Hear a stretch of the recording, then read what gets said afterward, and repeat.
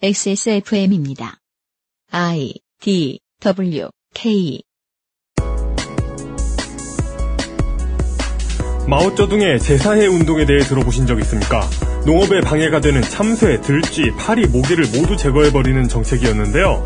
이로 인해 중국 참새가 절멸에 이르자 메뚜기떼가 창궐하였으며 여기에 살충용 독극물 오남용까지 더해져 대기근이 촉발됩니다.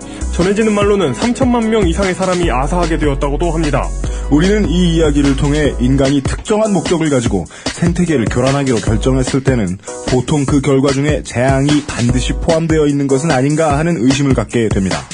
2014년 11월 셋째 주 금요일의 히스테리 사건 파일 그것은 알기 싫다에서는 지난 10년 그리고 앞으로도 오랫동안 논란의 한가운데에 서 있게 될 미래 식량 자원에 대한 현대 과학의 접근법에 대해 이야기해 보겠습니다.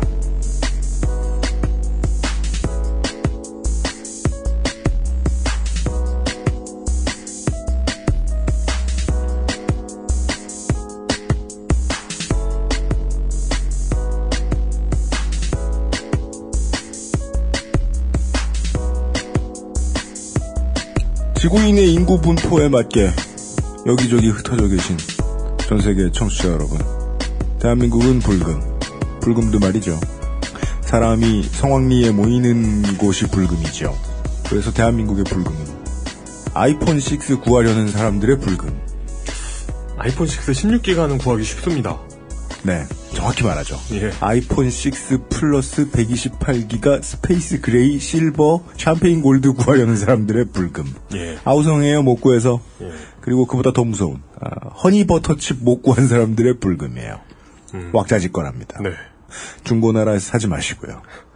무슨 과자가 암표처럼 거래되고 있는 마약처럼 거래되고 있어요. 되게 한국 시리즈 6차전 네. 지는 거 보러 갔었잖아요. 아 그때 크게 졌죠. 그거 멋지더라 진짜. 예.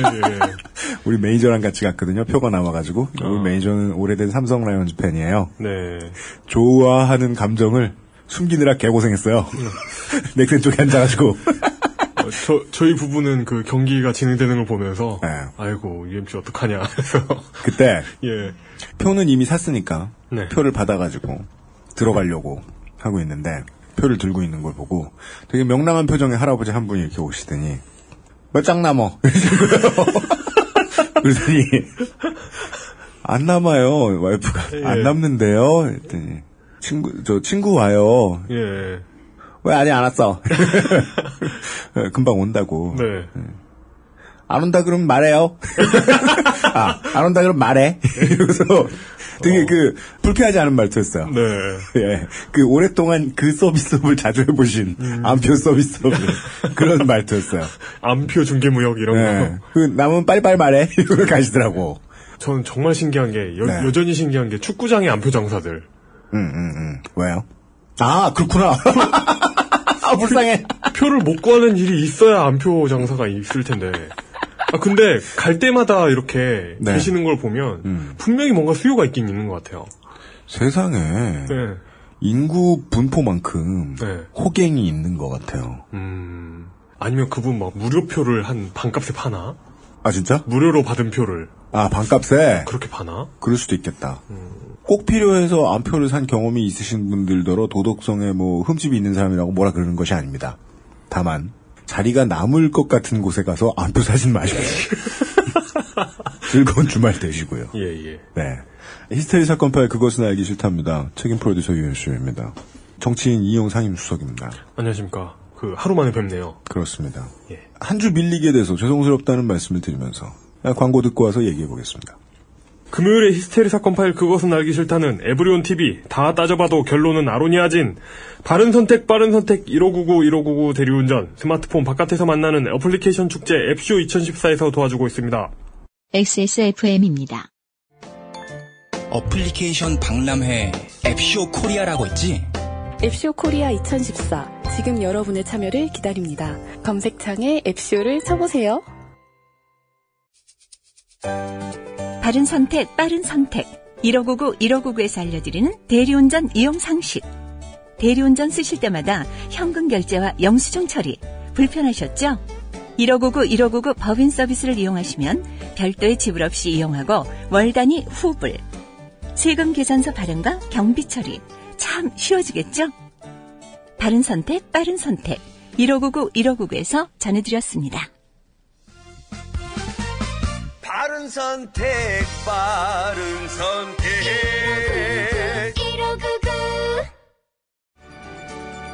처음 만나는 오프라인 모바일 축제. 한국경제TV 주최 어플리케이션 박람회 앱쇼 코리아가 2014년 12월 12일부터 12월 14일까지 서울시 지하철 3호선 하겨울역 세택에서 개최됩니다.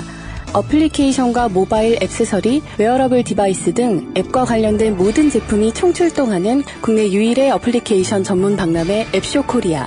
효과적인 마케팅 방법을 찾고 계셨던 개발업체분들의 참여를 기다리고 있습니다. 앱 홍보는 물론 방송 출연의 기회까지 얻을 수 있는 절호의 찬스 놓치지 마세요. 자세한 사항은 검색창에 앱쇼를 쳐보세요. 광고와 생활. 드디어 애초? 드디어. 내가 미초. 드디어 앱쇼 2014 광고가 12월을 끝으로 마무리됩니다. 네. 네. 이건 그 앱쇼가 다가왔다는 얘기겠죠. 네. UMC는 이거 분명히 중간에 자빠질 거라며 호언장담했지만. 그렇습니다. 정부 지원 없이 중소기업들과 소비자를 연결하는 전시회 정말로 열리게 되었습니다.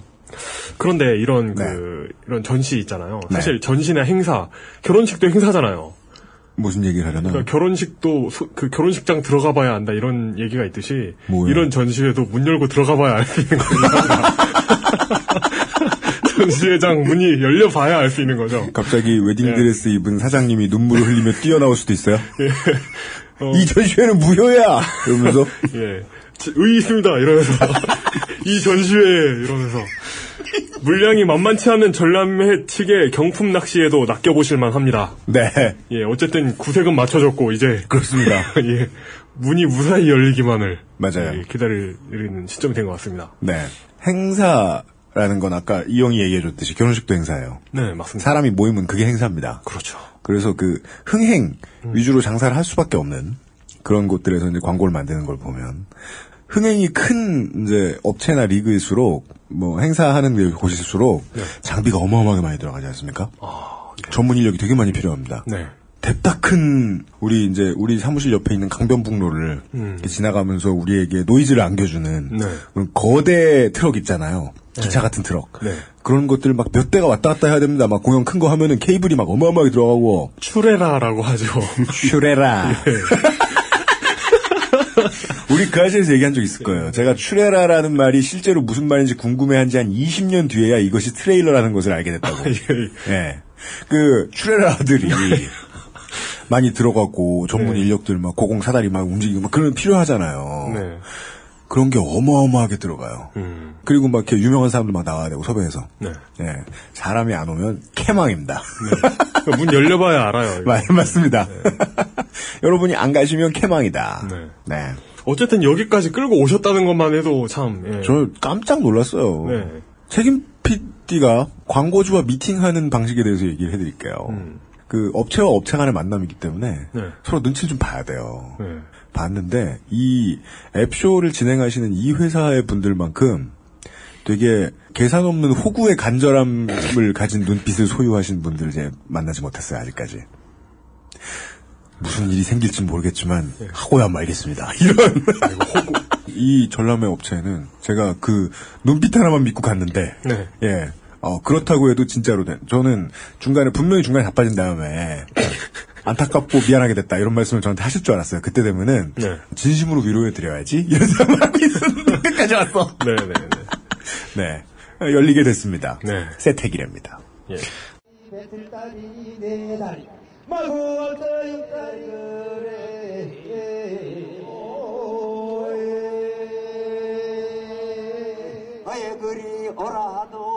쌀과 대한민국의 이야기. 대한미국 제2화 오늘날의 농업 그리고 농경제.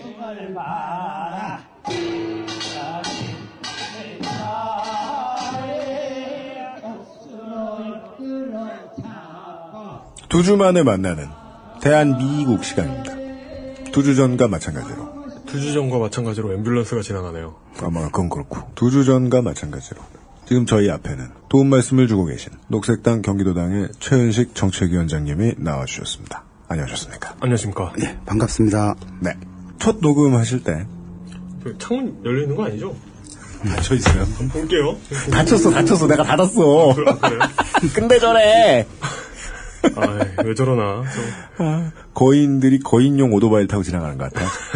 2주 전에 처음 녹음을 하실 때 이런 류의 녹음 행위 이런 걸 해보신 적이 없잖아요? 예, 그렇죠. 처음이었죠. 예. 네. 그래가지고 이게 참 신기해요. 초보의 A4는 소리가 커요. 왜인지 모르겠지만 종이 소리 자르는데 엄청난 기술이 들어야됐네요. 그래요? 네. 그래서 처음에 좀 이렇게 첫 시간에 상당히 말씀은 안 하셨지만 이 심적인 패닉을 좀 겪으신 것 같아가지고 고생을 하셨구나 이렇게만 생각하고 있었는데 네. 의외로 청취자분들의 반응이 괜찮았다. 네, 노련하게 이렇게 모든 위기를 잘 극복하시고. 네네. 네. 그렇죠. 물론 저는 이게 꼭 위원장님이 잘해서인가. 네, 편집을 잘해서입니다. 예. 네, 그렇게 생각하고 싶습니다. 예, 첫 시간에 대해서 매우 성의 있는 청취 소감들이 몇 개 들어왔는데 칭찬을 얘기할 만큼 방송 시간이 넉넉하진 않으므로 간단한 반론 하나가 들어와서 소개를 해드리겠습니다. 실명을 가려달라는 말씀은 없었기 때문에 공개합니다. xsfm25@gmail.com으로 보내주신 메일들 가운데 하나만 좀 들려드리죠. 안녕하세요. 제 이름은 한의선이고요. 농학을 공부하는 학생입니다. 농학? 농학. 농학. 아주 사소하다고 할 만한 사항이 제 의견과 배치되는 듯해서 부끄러움을 무릅쓰고 글을 보내봅니다. 저는 이명박 정부의 녹색 정책과 이와 관련해서 언급된 농촌 정책을 변호하고 싶은 생각은 없습니다. 그때 말미에 언급됐던 녹비 작물 지원 정책도 분명히 일관된 농업에 대한 정책의 흐름에서 나왔다기보다는 말씀하신 대로 주먹구구식의 정책이었을 것이 매우 자명한 일임을 잘 알고 있기도 합니다. 하지만 녹비 작물의 경작 자체가 희화화될 수 있을 법한 언급이 있는 듯해서 제 나름대로 사실이라고 생각하는 사항들을 글로 추려보내봅니다. 결론부터 말씀드리면 녹비 작물을 경작 구조에 포함시키는 것은 농업 구조 자체로 볼 때는 매우 바람직합니다. 특히 이는 관행 농업과는 다르게 영양의 순환을 중요하게 여기는 유기농업 혹은 친환경 농업에서 특히 그러합니다. 많은 녹비 작물이 공기 중의 질소를 토양으로 고정할 수 있는 두과식물에 속합니다. 이는 이 다음에 오는 작물에게 일종의 비료 역할을, 질소 공급을 하게 되지요. 이는 화학 비료를 쓰지 않는 지속 가능한 농업 방식에 있어서 가장 중요한 토양 증진 방식입니다. 더불어서 겨우내 혹은 장마철에 자칫 침식돼서 지하수 오염을 일으킬 수 있는 미네랄 및 영양분을 자기 생체에 가두어 다음에 올 작물에게 남겨주는 역할도 녹비 작물의 몫입니다. 녹비 작물을 키우는 동안 일어나는 긍정적인 토양 구조의 변화, 병해충 방지, 토양 생물들의 활성화 등도 잘 알려지지 않은 효과입니다. 많은 사람들이 오해하고 있는 것이 친환경 농업 혹은 유기농업의 방식이 퇴비를 농토에 때려박는 것이라는 건데요. 사실은 녹비 작물을 이용한 여러 작물의 윤작이야말로 언급한 농업 방식의 핵심이라고 하는 것이 더 타당할, 적어도 학문적으로는 그러합니다. 이러한 녹비 작물을 단순히 잡초라고 부르는 것은 타당한 일이 아니라고 생각합니다. 맨 마지막에 한 문장 써주셨는데 이분의 논지를 좀 와일드하게 갖다 붙이면 녹비 작물과 로봇 물고기를 좀 구분해달라. 예. 이런 말씀인 것 필요하죠. 같아요. 네. 저도 텃밭을 하고 있는데요. 그러십니까? 예, 텃밭을 하고 있는데 그 자연 순환 텃밭 이런 걸 하고 있는데요. 네. 녹비 작물까지는 아닌데 농약을 안 친 그런 볏집을 갖다가 구에다가 볏집을 쭉 깔아요. 깔고 그 볏집이 이제 비료가 되는 거죠. 그게 삭으면서. 예.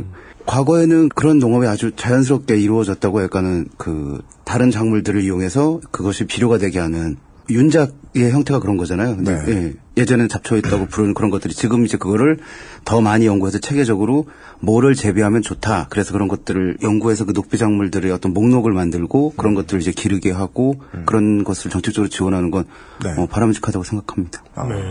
그렇군요. 몰라버렸습니다. 그럼에도 불구하고 이분도 어맹부 정부의 농촌 정책을 변호하겠다는 건 아니다. 네. 라는 말씀을 하시긴 하셨는데, 일단, 저희들은 그거에마저 이제 뭔가 이렇게 붙여놨던 느낌표를 물음표로 대체하는 걸로, 오늘의 얘기 시작해 보겠습니다. 잘한 걸 수도 있죠, 뭐. 그럴 수도 있다는 거죠, 예. 네. 지난해에 역사를 좀 훑어드렸고, 이번 시간에는 제가 얼핏 들은 바로는 한 두어 가지 정도의 토픽이 있는 것 같습니다. 이제는 또 갑자기 얘기를 해볼 만한 때가 됐어요. 어제도 잠깐 말씀을 드렸다시피 갑자기 우리 대통령이 여기저기 FTA를 때려박고 다니시는 바람에 A4지 한 두세 장 정도로 정리되는 광속으로. 예. 그리고 나라마다 그 A4지 두세 장을 복사해서 돌렸을지도 몰라요. 그렇죠. 플라이어. 두 번째 장 중간 정도에는 뭐 그 나라 이름이 헷갈려서 틀리게 들어갈 수 있어요. 예. 그때는 그냥 귀하. 예. 귀국. 예. 그러는 바람에 우리가 오늘 할 얘기가 본의 아니게 또 시류에 맞아버린 듯도 합니다. 해체, 분내, 붕괴.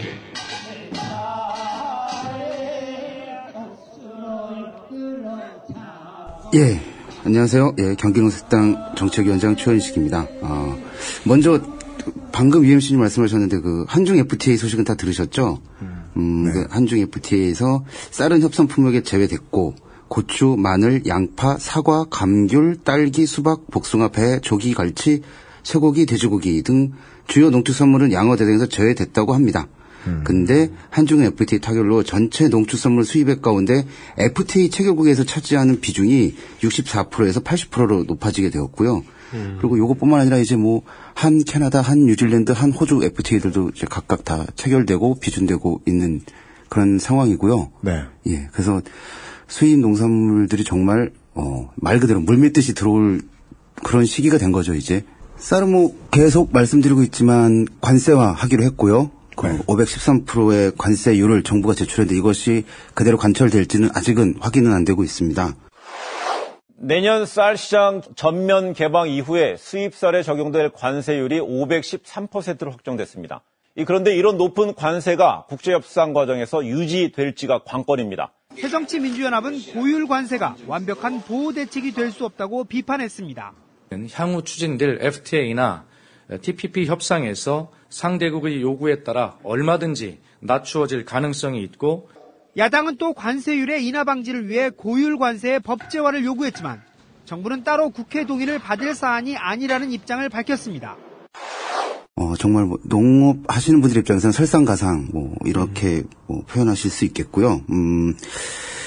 제가 이제 지난주에 막 농업 정책에 대해서 쭉 얘기하고는 했는데 사실은 들으면서 저보다 더 잘하시는 분도 많을 거고 예전에 의원님도 자주 이게 썼던 표현이긴 한데 저도 모릅니다. 그래서 제가 그따위 표현을 쓴 적이 많습니다. 예. 그래도 나름 성실하게 좀 찾아보려고 노력하고 있고요. 그래서 좀 잘 전달되도록 할게요. 네, 제가 이 방송하면서 보람되기도 하고 우울하기도 한 게 그거죠. 어떠한 부분에 대한 방송을 하면요, 꼭 관련된 박사과정 몇 분이 꼭 나타나. 제가 이번에 만나고 농부님도 농학과를 나오신 분이셨어요. 네. 지난번 얘기를 짧게 요약하자면요, 우리는 이제 전쟁 후에 미국으로부터 원조를 받기 시작하면서 원조 경제가 시작되고, 그 다음에 차관으로 받기 시작하고, 그리고 직간접 투자, 완전 개방, 이런 식으로 이제 농업이 흐름이 있었고요. 네. 그런 결과로 큰 틀에서 농업의 상황을 진단해 보자면 농업 해체, 농민층 분해, 농촌 붕괴, 이렇게 크게 세 가지 틀로 말씀드릴 수 있습니다. 농업 해체에 대해서 말씀드리자면 이제 현재 농업 현장에 많지는 않지만 이제 자본이 결합한 기업농, 그리고 정부가 94년부터 육성하기 시작한 전업농들이 이제 생산을 주도하는 흐름이 보이고요. 농업의 다원적 기능이나 기본적인 산업적 역할을 제대로 발휘되는 지위가 보장된 것이 아니라 기업농, 전업농이 주도하면서 농업은 이제 하나의 업종처럼 됐고요. 그리고 이런 분들은 대부분 단일 작물을 재배하고 좀 규모를 확대해서 재배하고 있기 때문에 수급 조절이 잘 어렵게 되는 상황들이 이제 그런 상황들이 벌어지고 있죠. 수급 조절이 어렵다. 그러니까 한꺼번에 많은 양들을 재배하는 거죠. 뭐가 돈 된다더라 그럼 다 거기 달려들어서 그걸 다 재배하고 이런 일이 이제 반복되는 상황들에서 갑자기 무슨 농산물이 폭락하고 이런 상황들이 지금 반복. 그런 문제. 예, 뉴스를 보시면은 해마다 어떤 때는 폭등, 어떤 때는 폭락 계속 이제 그런 문제들을 겪게 되잖아요. 그 중에 가장 큰 몫을 위원장님께서는 저 전업농들이 소규모 기업농들이 트렌드를 따라갈 때 생기는 정부에서 그걸 유도하기도 합니다. 그러니까 이런 특용작물로 이런 거를 뭐 소득 증진해서 이런 걸 하십시오라는 이런 홍보를 하기도 하고요. 그냥 뭐 홍보를 한다면 그냥 홍보만 하지는 않을 거 아닙니까? 융자해주고 그러죠, 정부에서. 그죠. 예. 융자 땡겨주고. 예. 아, 그러면 뭔가 꼭 필요한 다른 거를 심고 계시던 분들이 똑같은 땅을 다른 걸 심는 데 쓰셔야 된다. 네. 우린 뭐 마치 지금 훤히 내다볼 수 있듯 한 다음 달쯤 되면 각 회사마다 꿀과 버터를 바른 감자칩을 내놓을 거란 말이에요. 이미 좀 나오고 있더라고요. 예, 네. 시작됐겠죠. 네. 예, 원래 그런 거는 롯데가 제일 빨라요. 예, 제일 빠르다는 건 제일 먼저 개발한다는 게 아니라 제일 먼저 따라해요. 제일 빨리 베끼죠. 네. 예. 그러면 참 신기하죠. 롯데 초코파이는 아직도 그렇게 맛이 없어. 네. 자, 이제 이어갈게요. 그리고 이제 농민층 분해는 1960년대 이후부터 농산물 개방, 수출 유제 산업 정책이 펼쳐지면서 농업에게는 이제 저임금을 주기 위해서 저고가 정책을 계속 실시했었고요. 그러면서 농민들은 도시로 이제 이동을 하게 됐고 저임금 노동인력이 계속 도시에 공급이 된 거죠. 가정농은 이제 오래전부터 해체가 되고 있었지만 89년 수입 자유화 조치 이후로 본격적으로 수입 개방이 되면서 이농 탈농한 인구가 상당히 많았습니다. 그리고 이제 아까 말씀드린 기업농, 전업농으로 대표되는 소수의 상층농, 조금 이제 부유한 분들이 생기게 되고요. 중간층, 소농을 비롯한 하층농들은 이제 갈라지게 된 거죠. 이렇게 분화가 이제 되기 시작한 거고. 네. 이제 통계를 보니까 2010년도 통계에서 1헥타르 이하로 농사를 짓는 농가 횟수가 전체 농가의 65%를 차지한다고 하고요. 네. 1에서 2헥타르 정도가 20%, 2헥타르 이상이 15% 정도입니다. 예. 헥타르면 어느 정도예요? 평이나 뭐 마지기로 따지면 어느 정도입니까? 대략 3,000평 정도 보시면 될 거예요. 예. 네. 3,000평을 사람 사는 집 넓이로 생각하면 안 되죠. 강남 3,000평 아파트. 그러니까요. 한전 부지 이렇게 생각하면 안 돼요. 네네네. 예. 대략 학교 운동장과 학교 넓이 네네. 정도? 그 정도로 보시면 될 겁니다. 네. 그 정도에서 이제 만들어내서 생산할 수 있는 수확량을 생각을 해보면 도시 사람들이 생각하는 것만큼 거대한 땅은 아니다. 그렇죠. 네. 새누리당이 뭘 말하고 싶은지 알겠다. 이런 작게 일하시는 분들 꼴보기 싫은 거야. 크게. 네, 어떻게든 기업 주고 싶은 거지. 이렇게 조그만한 땅 쪼개가지고 농사 짓는 사람들은 정치 자금을 안 주죠. 이용이 물뚱이한테 잘 배웠어요. 모든 건 돈이다. 네. 여담인데요. 실제로 이제 그런 일들이 있거든요. 우리가 잘 아는 구체적으로 여기서 언급을 해도 뭐 되겠죠. 그거 하나니까 하림이라는 업체 있잖아요. 그거 하나죠. 예. 네. 엄청나게 이제 규모가 급속도로 커졌고 우리나라 닭은 거의 다 하림이 싹 쓸다시피 한 상태이고 지금. 네.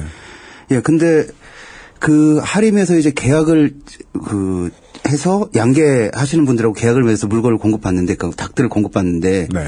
근데 그 양계하시는 분들의 생산 설비 이런 거를 이제 늘리고 이런 걸 갖다가 확대하고 할 때, 네. 그 돈은 정부가 융자해 주거든요.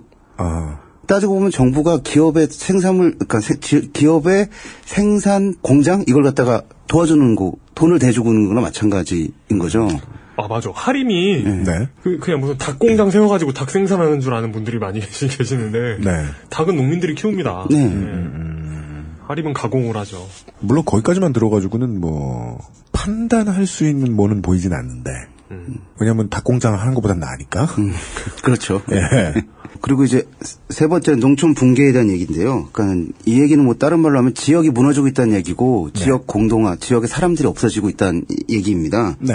공동체 파괴, 그다음에 농촌 인구의 과소화, 뭐 이런 것들이 지역 경제에 영향을 많이 미치고 있고요. 도시 사람들은 농촌하면은 농사를 짓는 사람들이 많이 모여 사는 걸로 생각하는데, 우리나라 행정구역의 어느 농촌도 실제 농사 짓는 분들의 비중은 절반이 다 안 됩니다. 이제 거기도 관공서가 다 있어야 되는 것이고, 네. 예, 그리고 뭐 기본적으로 이제 그거를 움직이고 농산물을 움직인다거나 판매한다거나 이런 거에 종사하는 분도 있을 수 있고, 네. 예. 다방도 있고, 예. 미용실도 있고, 이런 것도 다 있게 마련인 거니까. 농협도 있고, 예. 교통수단도 있고, 우체국도 있고. 뭐 행정서비스 공공기관, 예. 네. 그렇게 강조되네. 그런 사람들이 50%가 넘어갈 정도로 사람이 없다. 그렇게 되는 거죠. 읍내에 사는 그 몇 사람이 대다수일 정도로. 네. 농업이 되려면 농기계 파는 사람, 뭐 농자재를 대는 사람, 뭐 다 있게 마련인 건데 이 사람들이 이제 농사 짓는 인구가 줄어들면서 이 사람들의 경제에도 이제 타격이 오기 시작하는 거죠. 네. 그런 일들이 이제 벌어지고 있고 농업이 피폐해지고 농촌 인구가 감소하면서 다른 산업 분야에 있는 인구들이 이제 도시로 이제 가는 거죠. 그러니까 그분들은 땅을 갖고 있는 게 아니니까 이동을 더 쉽게 할 수 있는 거잖아요. 네. 그렇죠. 여기 돈벌이 안 된다. 딴 데 가자. 이런 식으로 이제 그렇게 되면 지역은 더 줄어들게 되는 거고 그런 일들이 계속 벌어지고 있는 거고 이게 우리가 옛날에 이제 배웠던 두레 이런 거 향약, 이런 것들도 이제 안 이루어지게 되는 거죠. 사람이 적게 되니까. 그리고 고령화가 됐으니까. 이런 것들도 이제 없어지게 되는 거고. 그리고 같은 장목을 하는 장목반, 이런 분들끼리 막 개별 농가들이 막 경쟁을 하게 되고 옛날에는 좀 이렇게 모여서 좀 뭔가 서로 얘기도 하고 이런 게 됐는데 그런 것들도 많이 사라지고 있다고 합니다. 농업 해체, 농민층 분해, 농촌 붕괴 이 세 가지 큰 문제가 복합적이고 상호 유기적인 관계 속에서 전반적인 농업 농촌 문제를 이야기하고 있습니다. 근데 여기서 핵심은 농업 해체가 되겠고요. 농업 전반의 위기가 나타났다고 다들 오래전부터 했던 얘기들에서 다 아실 거라 생각이 드는데 그러니까 지난주에 UMC님 말씀하셨듯이 시장의 형성을 정부가 막았고 그리고 전쟁이나 계절적인 요인들은 어쩔 수 없는 요인이 있을 수 있죠. 농업은 특히나. 그런 걸 인정한다고 치더라도 정부 말대로 이걸 산업의 측면에서 봤을 때도 이게 좀 제대로 시장이 작동하게 한 다음에 지원을 하든 그랬어야 되는데 그러지 않았었고 수익 개방에 대한 준비가 안 된 상태에서 수익 개방을 막 해버리고 이런 상황들이 이제 됐었죠. 계획과 통제를 좀 정부에서 살려고 하고 돈을 막 뿌리곤 했는데 그게 제대로 흘러 들어가지도 않고 그것이 결국은 이제 기업이나 도로 만들고 이런 데로만 대부분 이제 돈이 가버리고 이게 이제 다른 산업이 이 전망한 이유하고 농업이 잘 안 된 이유는 조금 다른 것 같아요. 다른 산업은 이야기를 최대한 수렴한 다음에 대기업의 편을 들어줬잖아요, 우리나라가. 근데 농업은 그냥 의견 수렴 단계부터 잘 안 된 것 같아요. 말을 들을 생각이 없던 것 같아요. 농업인이 안 무서웠던 것 같아요. 하나도. 그렇죠. 가만 생각해 보면 해방 이후 우리나라의 이제 정부를 구성했을 때 국회의원들이나 장관들이나 이런 분들이 다는 아니겠지만 대부분 유지 출신들이지 않았겠어요? 다들 농사 짓는 사람들을 하인브리듯이 했던 일들을 쭉 했던 사람들, 자손들. 5, 60년대부터 생각을 해보면. 이제 그 심리적 기제로만 해석하기는 좀 빠르긴 합니다만은, 지금이야 이제 농업 정책을 누군가한테 이제 좀 좋게 해주면, 목돈 들어올 곳이 있잖아요, 이제. 있죠, 우리가 이제 또 말씀을 드리겠지만. 있죠. 근데 그 전까지는 그랬던 것도 아닌 것 같은데. 개방은 그다지 빨리 한 것도 아니면서, 막상 농업을 이제 시장으로 활성화시키는 것에는 상당히 미온했다는 거는 그냥 의견 수렴을 열심히 안 한 게 아닌가. 정도 생각만 들어요.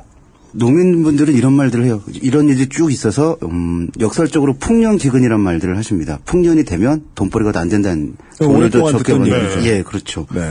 올해도 그래요. 올해도 특히 감 많이 가격이 내렸고요. 그래서 시골에 가보면 감을 안 따시는 분들도 꽤 많습니다. 그냥 감나무에 감이 주렁주렁 달려 있습니다. 저로 말할 것 같으면 지난주에 처갓댁에 가서 감을 어마어마하게 받아와가지고 지금 지금 저 물렁물렁하게 만드느라 지금 테이블 위에 꽉 차 있는 그러네요. 어릴 때 아버지가 이제 10월, 11월 이렇게 되면은 풍년이 들었을 때 배추가 버린 거 주스러 간다고 멀리 가가지고 이만큼 얻어오고 그러셨어요. 그렇죠. 배추밭 갈아엎는 거 실제로 못 보셨죠? 못 봤어요. 참 기분이 이상합니다. 그래요? 그 밭을 지나가고 있으면. 그렇죠.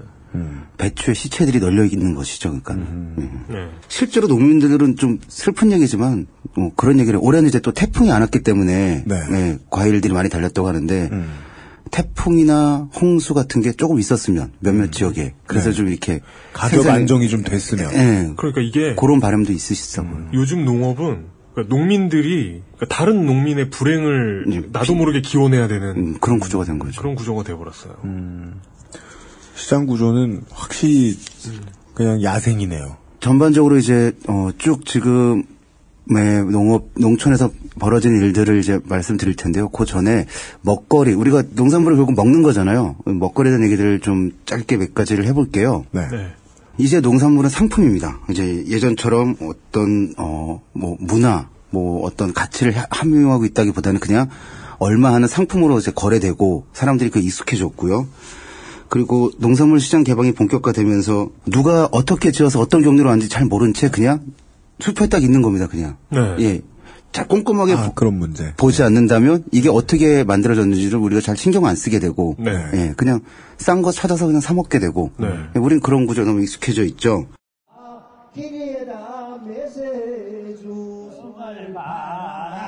씨 없는 농업, 씨 없는 농작물.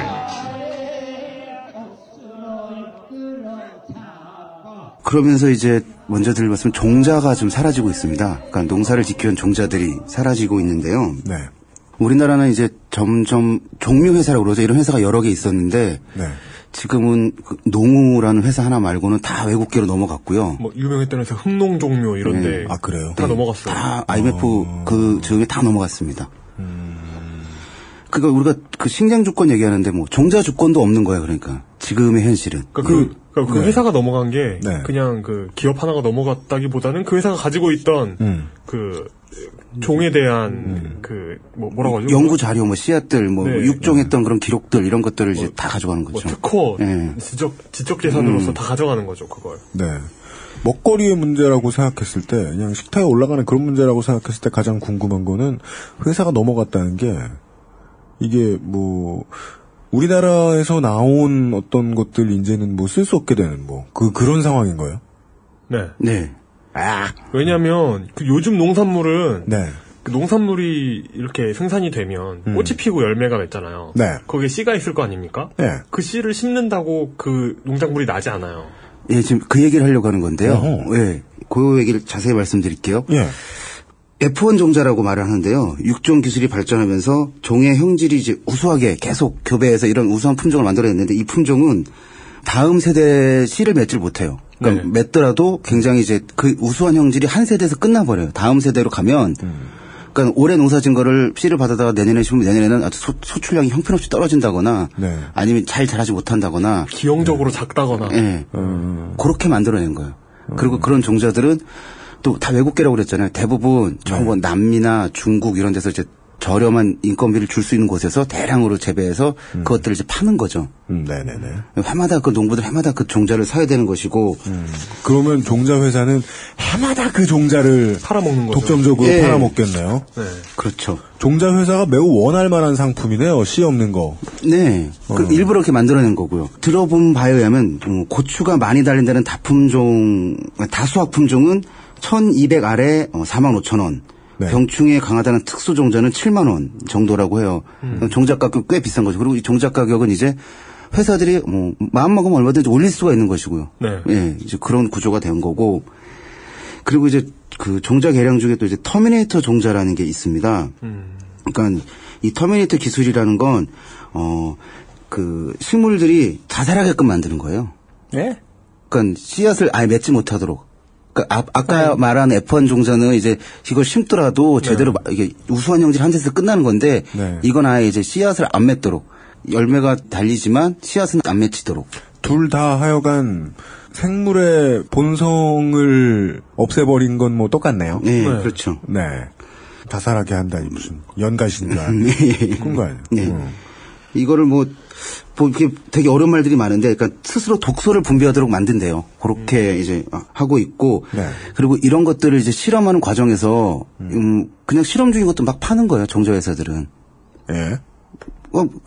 이거 그냥 사봐라 이러는 거죠. 그래서 심고 실패하면 니 탓. 성공하면은 이거는 계속 팔아도 되겠네. 이런 식으로. 사봐라 하는 거는 이제 최종 소비자한테 오기 전까지 종자 회사의 최종 소비자는 농부죠. 예. 농업하는 분들이니까. 그럼 그분들이 책임지게 하는 거면은 이게 제약회사하고 좀 다르네요.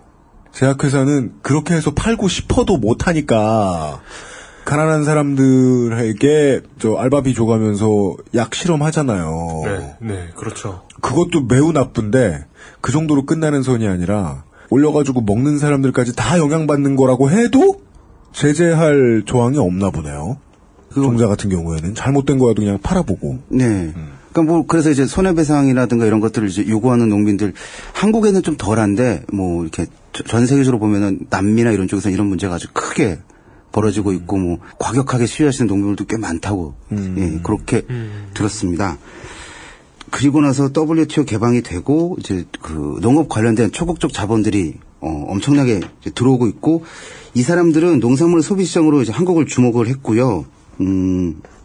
그러면서 값싼 이제 수입 농산물들을 이제 들어오고 그러면서 국내 농산물 가격은 하락하고 이거는 지난번에 다 말씀을 드린 거고요.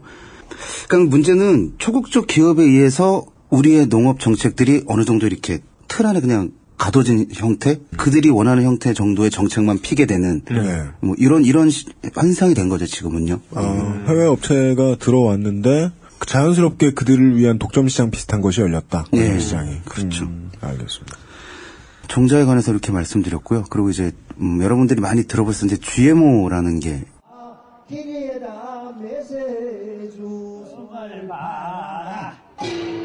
인류의 미래, 유전자 변형 농산물. 정확히 누구를 위한 미래인가?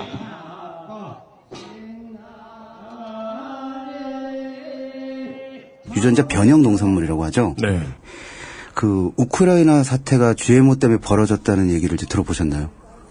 들었는데 무슨 얘기죠? 완벽하게 확인할 길은 없어요. 네, 그렇죠. 확인할 길은 없고. 왜냐하면 전쟁이 누구 때문에 일어났는가 같은 거를 이렇게 홍보하는 사람들은 없단 말이에요. 예. 간략하게 말씀드리면 우선 이제 GMO 예를 들자면 그런 거예요. 그러니까 월남전에 사용한 고엽제 에이전트 오렌지라는 게 있죠. 예. 이게 농약이죠. 미국에서 이제 오리건주나 남미의 브라질 같은 열대우림에서 옥수수를 쫙 심어요. 그리고 거기다가 라운드업을 쏟아 부어요. 그 제초제를요. 네네네. 그러면은 풀과 옥수수 모두가 죽겠죠. 근데 유전자를 조작한 옥수수를 심는 거예요. 거기 그 제초제에 견디는 유전자를 넣어서. 네네. 예. 그러면은 농약을 쫙 뿌리면 나머지는 다 죽고 걔만 살아남게 되겠죠. 그렇죠. 예. 그러니까 유전자 농산물은 농약하고 같이 움직입니다. 네. 예. 그 종자 회사가 농약하고 세트로 팔겠군요. 예, 그렇죠.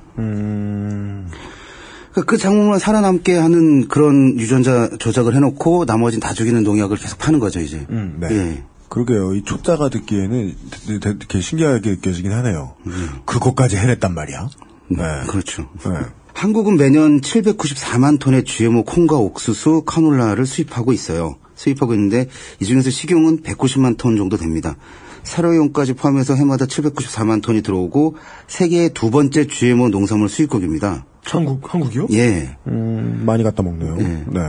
다른 나라들은 GMO 표시를 철저하게 하는 곳들이 많아서 사람들이 잘 소비를 안 하기 때문에 돈벌이가 안 되죠. 첫 번째는 일본이고요. 근데 일본은 주로 사료용이고요. 우리나라도 뭐 비율로 보면 주로 사료용이라는 말에 그렇게 뭐 이렇게 좀 모자라지는 않죠. 그렇죠. 저희도 해요. 주로 사료용이에요. 네. 그리고 근데 저희가 조금 더 좀 그런 게 그 참치캔에 들어가는 그런 기름들 이런 것들이 GMO 카놀라유. 네. 그러군요, 주로. 그렇죠. 그거 하나는 초짜 입장에서도 분명히 예측 가능하네요. 가격 경쟁력이 열나 센가 보다. 그렇죠. 예. GMO 농산물 수출에 길을 열어주는 역할을 하는 게 미국이 중심이 되는 이제 WTO 체제이고요. 네. 그들의 입장에서 볼 때는 한국은 참 착한 호구죠. 예. 네. 예. 이제는 화도 안 납니다. 어느 분야에서는 그런가? 그렇죠. 네. 그리고 이제 뭐 GMO 딱 하나 있구나. 모바일폰. 네. 착한 호구 아니야. 예. 예. 왜 호구가 아니에요, 모바일폰에서? 예? 애플 거 잘 안 사주잖아. 아니죠. 삼성의 호구죠. 삼성의 호구죠. 네. 삼성의 호구죠. 제가 드리려고 하는 말씀은 네네. 예. 해외 시장의 문을 얼마나 잘 열어주느냐. 해외 기업에게. 예, 그렇게 따지면 삼성에게 유리한 것은 들어가지 않아. 잘 열어주지 않아요. 여권의 입장에서는 액티브 X만한 애국자가 없는 거야. 마이크로소프트 OS 더 안 팔게 해주고 막. 예. GMO 기업 중에 제일 큰 건 이제 몬산토라는 그런 회사 이름 들어보셨을 거고요. 몬산토 회사의 그 서울지사가, 그 한국지사가 광화문에 있습니다. 아하, 예. 몬산토 왠지 이제 요즘에 제가 제일 나쁘다고 보는 건데, 아고라에 출처 없는 내용을 팩트인 양 담아서 글을 쓰시는 분들 있잖아요. 그게 이제 퍼지게 되면, 예, 보통 부정적인 효과밖에 안 나오는데, 그게 이제 우리가 전에 얘기했던 나쁜 의미의 음모론인데 그런 분들에게 요즘 미국 돈에 붙어 있는 그 눈떼기 그 뭐죠 그거? 프리메이슨. 네. 프리메이슨과 같은 느낌으로 많이 들리는 이름. 몬산토. 오늘은 GMO 생산 세계 1위 기업인 몬산토에 항의하는 집회가 많은 나라에서 열렸습니다. 집회가 열린 국가는 50여 개에 달하는데요. 전 세계적인 반발의 이유는 무엇일까요? 여러 연구 결과에 따르면 GMO 식품은 면역체계 파괴, 알러지, 심지어 아동 학습장애에 이르기까지 많은 질병을 유발시키며 잠복기간도 길다고 합니다. 게다가 GMO 농작물에 쓰이는 독성 물질은 임산부와 그의 태아의 혈액에도 남는다고 합니다. 예전에는 독성 물질이 인간에 의해서 분해된다고 나온 주장도 있었지만 한 식품 운동 관련자는 미국이 몬산토의 GMO 식품 없이도 쉽게 미래로 나아갈 수 있을 것이라고 말합니다. GMO 식품은 알러지를 유발하고 영양소가 더 적을 것이며 사람들을 병들게 할 독성 물질을 함유하고 있을 거라고 과학자들은 인류에게 경고하였습니다. 식량 공급을 위해 GMO 대량 생산이 필요하다는 생각은 완전히 틀린 것입니다. 미국은 유전자 조작 없는 풀만 먹인 소를 키울 만큼의 목초지를 가지고 있습니다. 뭐 정확히 확인된 정보는 아니지만 뭐 설이죠. 설인데 지금의 우크라이나에서 벌어지는 전쟁은 미국과 러시아의 전쟁이 아니라 GMO와 반GMO 간의 싸움이라는 설이 있습니다. 반GMO가 누구예요? 지금의 유럽 연합 회원국들이요. 그 유럽에서는 GMO 농산물에 대한 좀 혐오라고 표현해서 이런 게 좀 굉장히 많이 있고 그렇죠. 자국의 농산물 지키려는 것도 많고 이런데요. 그 좀 세계적으로 이제 GMO 농산물 계속 팔고 있는데 유럽 시장이 잘 안 열리고 있으니까 이제 그 GMO를 파는 입장에서 그걸 좀 열고 싶은데 그 단계로 이제 우크라이나를 노렸다 이렇게 이런 해설들이 있는데요. 미국이 우크라이나를 이후에 곡물 창고가 우크라이나 뭐 미래에 뭐 얼마를 뭐 유럽 먹는 사람의 미래에 뭐 얼마의 양을 뭐 우크라이나에서 재배하고 뭐 수출하고 있고 뭐 이런 얘기들은 들어보셨을 거고요. 그리고 이제 뭐 몬산토가 얼마 전에 블랙워터라는 세계 최대의 용병 회사를 이제 사들였다는 설이 있어요. 그것도 확인은 안 됐습니다. 설입니다. 예. 뭐 몬산토에서는 해명은 우리는 그렇지 않습니다라고 해명을 하고 있습니다. 당연합니다. 그렇죠. 근데 우크라이나가 이제 지금 이전의 대통령은 GMO를 반대하는 입장 쪽이었고 그래서 그 사람들이 블랙워터들이 작업을 해서 대규모 반정부식을 해서 그 사람을 몰아내고 친 GMO 생각을 가진 사람을 대통령에 앉혔다. 푸틴은 그걸 가만히 두고 볼 수 없어서 전쟁을 일으켰다라는 그런 설인데요. 예, 푸틴이 GMO 농산물에 전쟁을 한 거군요. 그렇죠. 이 설에 의하면. 예. 네. 유전자 조작과도 싸우는 푸틴. 그렇죠. 뭐 푸틴이라는 사람이 좋다고 생각은 안 하는데요. 그러니까 이게 GMO가 뭐 불임이나 난임 이런 거 뭐 유방암, 종양 발생률 이런 걸 높인다는 그런 연구들도 있고 아니라는 연구도 있고 그런데 그런 것들에서 푸틴이 좀 GMO에 대해서 좀 이렇게 몸서리치기 싫어하는 뭐 그런 게 있다고 해요. 그래서 이게 이제 두고 볼 수 없었다. 뭐 이런 말이 있습니다. 블라디미르 푸틴의 개인적인 취향인지 그 사람은 개인적인 취향만으로도 되게 많은 일을 하는 사람이니까 개인적인 취향 수준인지 아니면은 이후의 눈치를 충분히 봐야 할 만한 입장 어딘가에 자신이 위치하고 있고 그 위치를 벗어날 수 없기 때문인지는 모르겠습니다만은. 하여간 러시아 정부의 태도는 분명해 보이고 이 음모론이 아니라고만 놓고 볼 때는 왁구가 맞아떨어지긴 하며 다만 확인할 수 없다 정도입니다. 그래서 저도 열심히 찾아봤는데요.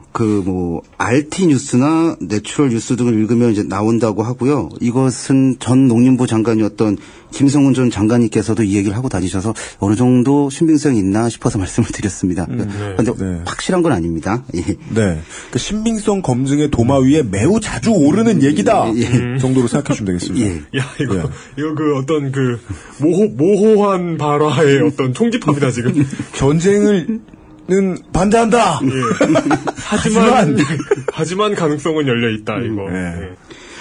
러시아 입장에서 보자면 우크라이나하고 2,000km 이상 국경을 맞대고 있는데 우크라이나의 GMO 농산물들이 대규모로 재배가 되기 시작하면 어떤 식으로든 그 러시아 농산물에 영향을 미칠 거라는 생각을 뭐 충분히 할 수도 있을 것 같고요. 실제로는 러시아 및 EU의 가장 강력하고 신경 쓰이는 이웃 나라예요. 우크라이나는. 그렇죠. 사실 우크라이나와 러시아가 그러니까 현대사에서 이렇게 각자의 길로 갈 거라고는 생각하기 어렵지 않나요? 그래요? 역사적으로 단 한 번도 떨어져 본 적이 없어요. 지금 말고는. 아, 그건 그런데. 네. 근데 이제 우크라이나의 목소리가 왜 이렇게 큰가를 얘기하기 시작하면, 물론 뭐, 이게, 워낙에 농사하기 좋은 나라라는 것도 있겠습니다만은, 그 농사하기 좋은 나라라는 지위를, 놓친 점도 있고 안 놓친 점도 있는데, 안 놓친 점만 얘기할 것 같으면, 그랬기 때문에 언제나 구소련 연방에서도 목소리가 가장 컸단 말이에요. 그렇죠. 러시아를 제외하고. 예. 생각해보면, 히틀러가 소련에 쳐들어간 것도, 우크라이나에 쳐들어간 사실 거죠. 우크라이나하고 카프카스에 쳐들어간 거잖아요. 지금도. 무시할 방법이 없다. 심지어는 전 세계가. 또 한 가지 추측은 러시아 농산물들을 GMO의 안전한 농산물이라고 어떤 프리미엄 이런 걸 붙여서 수출을 더 잘하고자 하는 뭐 그런 방안일 수도 있는 거고요. 우린 GMO의 안전한 농산물들을 수출하는 나라다. 이런 걸 통해서 조금 더 비싼 농산물을 수출할 수 있는 뭐 그런 계기가 되지 않을까 생각도 들고요. 여러 가지로 복합적이겠죠. 예. 네. GMO에 대한 것들이 이제 GMO가 위험하다, 위험하지 않다 논쟁은 참 많은데요. 네. 그러니까 뭐 제가 이제 뭐 몇 가지를 간단하게 언급을 해드릴게요. 네. 1989년 일본 기업 쇼와덴코에서 유전자 제조와 박테리아를 이용해 생산한 트립토판을 섭취한 북미 일부 사람들이 호산구 근육통 증후군에 걸려서 오한과 근육통에 시달리다가 37명이 사망하고 1,500여 명이 그 병으로 고생을 한 그런 사건이 있었습니다. 숫자가 큰 걸 보니까 이건 실험을 한 게 아니라 판매했나 보네요. 네, 판매를 한 겁니다. 예. 쇼와덴코? 예. 그리고 이제 독성 유발과 관련해서 가장 많이 논란이 되는 사례는 1998년 유전자 변형 감자의 독성을 제기한 영국의 로에트 연구소 푸스타이 박사의 연구 결과인데요. 네. 이 박사는 병충해의 저항성을 지니는 스노드롭의 렉틴 유전자를 삽입한 유전자 변형 감자를 이용해서 먹는 실험을 했는데 일반 감자에 렉틴 단백질을 첨가해서 먹인 쥐는 별 문제가 없는데 유전자 변형 감자를 먹인 쥐에서는 면역계 손상과 장기 크기의 변화가 관찰되었고 예기치 못한 독성 발현이 이 원인이다. 이렇게 푸스타이 박사 얘기를 했고요. 네.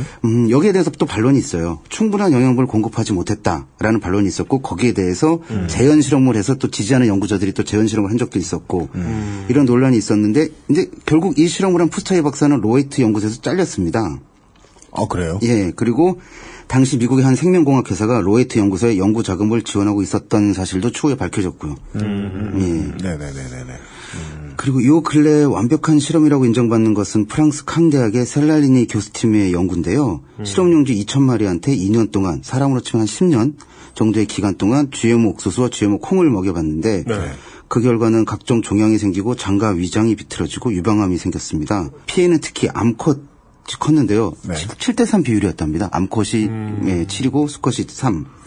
그러니까 여성들은 정말로 GMO 콩나물, GMO 두부, 두유 이런 거 먹으면 안 될 것 같고요. 아까 물론 결론은 안 내고 싶습니다. 예. 그렇지만 서로의 입장들을 가지고 유추를 해보자면 최초의 위원장님께서 말씀해 주신 종자회사는 종자를 팔자니 과학의 발전을 이용해서 새로 종자를 매번 사오지 않으면 농사할 수 없는 종자를 팔았고 거기에 맞춰서 그 종자와 세트인 농약도 같이 팔기 시작했고 거기서부터 그 회사의 입장에서부터 시작을 해보면 이것은 확실히 이세를 생산해야 되는 존재들에게는 좋지 않을 가능성이 있다. 정도는 유추, 그쵸. 예. 그냥 짚어만 보는데. 예, 그리고 이제 셀라니 교수 실험을 이제 발표하는데 그 논문을 실기로 한 이제 학술지에서 그 논문 게재를 이제 철회를 했고요. 그래요? 예. 그 일의 배경에는 그 편집위원인 리처드 굿맨이라는 생물학자가 있는데 이 사람과 연관성이 있다는 주장을 이제 셀라니 교수팀에서 하고 있고 그 사람이 어떤 사람이길래? 이 사람은 몬산토를 위해서 일한 과학자라고 하고 굿맨 씨가 왜 그래? 예. 그런 말들이 있습니다. 예. 그러죠. 암스트롱 씨들은 왜 그렇게 미안해요. 네. 세상의 모든 빵 안 만드는 베이커 씨 죄송합니다. 그러니까 결론 내리기 참 애매한 문제인데 GMO가 안전하다는 연구 결과도 분명히 있습니다. 근데 이제 그런 연구 결과에 그 연구 자금은 어디서 나왔는가 이걸 또 조사해 보면 또 그런 걸 추적해 보면 그게 또 GMO 관련 기업에서 나온 경우들도 있다고 하고요. 네. 그러니까 이 판단을 하기 위해서 그냥 저희들이 할 수 있는 최소는 GMO를 그럼 정확히 표시를 해달라. 뭐 골라서 먹자. 뭐 원하는 사람 그래요. 먹고, 예, 맞아요. 그렇게 되는 게 낫지 않을까 싶어요. 네. 근데 한국에서는 GMO 표시제가 이상하게 되어 있는데요. 그러니까는 원래 GMO 농산물로 다른 것들을 가공해서 만들었을 때 그 변형 유전자를 이제 넣는다고 그랬잖아요. 그런 단백질, 그 변형된 단백질들이 검출이 안 되면 그냥 GMO가 아닌 거예요. 표시를 안 해요, 한국에서는. 예. 그렇구나. 예. 선택할 권리 정도까지 예, 보장하자는 게 이제 물러서고 물러서면 그 정도이긴 한데 이걸 흐릴 방법도 많긴 많다. 네, 알겠습니다. 그건 마치 그 한우 표시제가 이제 앞으로 무의미해질 것하고 비슷하네요. 그렇죠. 예, 네, 이제 어디에서 들어온 소여도 그냥 갖다 키우면 이렇게 되니까. 예. 덧붙이자면 GMO가 식품 원료 함량 5순위 이내에만 포함되지 않거나 비의도적으로 혼입치가 3% 미만이면 표시하지 않아도 됩니다. 그런 규정이 있습니다. 업체들 입장에서는 적극 활용해 볼 만하네요. 그렇죠. 비의도적 혼입치라는 게 참 애매한 말인데 그러니까 3% 미만은 섞여도 그냥 무시하고 GMO에 대한 얘기 안 하고 그렇게 할 수 있는 길을 이제 열어준 거죠, 정부에서.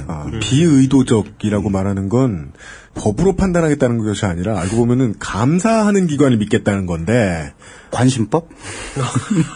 감사하는 쪽이 안 움직이면 답 없다. 네. 자, 이제 쌀 시장이 개방되면 어떤 일이 벌어질까? 거기다 이제 말씀을 드릴게요. 수입과 개방.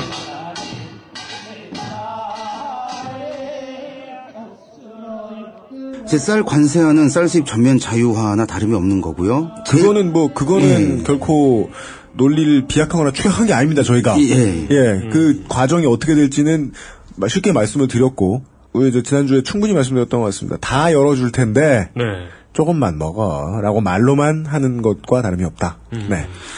그러니까 쌀 생산 기반이 무너질 거란 예측을 충분히 할 수 있는데요. 벌써 이제 실제로 올해 쌀값이 내려가는 추세라고 해요. 10월에서 12월 2014년간 신고 가격은 80kg 한 가마니에 16만 4,800원으로 이제 예상하고 있는데요.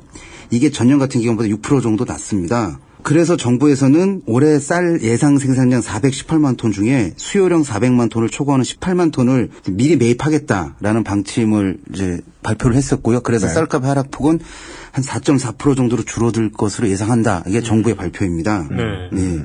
이제 쌀값이 내려가는 건 이제 눈앞에 보이고 있고요. 거기에 또 우리나라의 1인당 쌀 소비량이 엄청 줄었습니다. 그러니까 그게 뭐 가끔 인터넷에 떠 있는 사진이 있는데 과거부터 지금까지 밥그릇 크기 사진들 보면 밥그릇이 절반도 안 되게 줄었어요. 그건 우리도 알아요. 그 옛날 사람들이 우리를 보고 놀라기도 하겠지만 우리가 옛날 밥그릇을 보면 놀라는 것이기도 합니다. 그렇죠. 저는 제가 옛날 세대라고 생각 안 하는데도 쌀의 소비량이 줄어든 거는 그냥 온몸으로 알아요. 요즘 땅에 공깃밥 그릇 있잖아요. 그거 처음 보고 대충 놀랐던 기억이 나요. 맞아. 뭐야 씨발 이게. 했는데 요즘 집에서 밥을 그렇게 먹잖아요. 했는데 지금은 햇반 하나 다 먹고 배불러요. 에이, 그러진 않다. 진짜? 내가 밥을 너무 일찍 텀이 짧아가지고 좀 앞서가시네. 미래에서 오셨구나. 나는 여전히 많이 처먹고 있구나. 네, 알겠습니다. 통계를 보자면 2013년에 1인당 쌀 소비량이 1년에 67kg이라고 합니다. 이걸 이제 해보면 4인 가족으로 치면 268kg이 되는 건데 세 가마니가 좀 넘는 거죠. 80kg로 따지면. 그리고 이제 우리가 주로 사는 건 20kg짜리를 주로 사는데 이게 지금 시장에서 이제 지역별로 뭐 어떤 브랜드 쌀 이런 것도 있고 그래서 가격이 좀 다르긴 한데 4만 원에서 6만 원 정도 사이거든요. 맞습니다.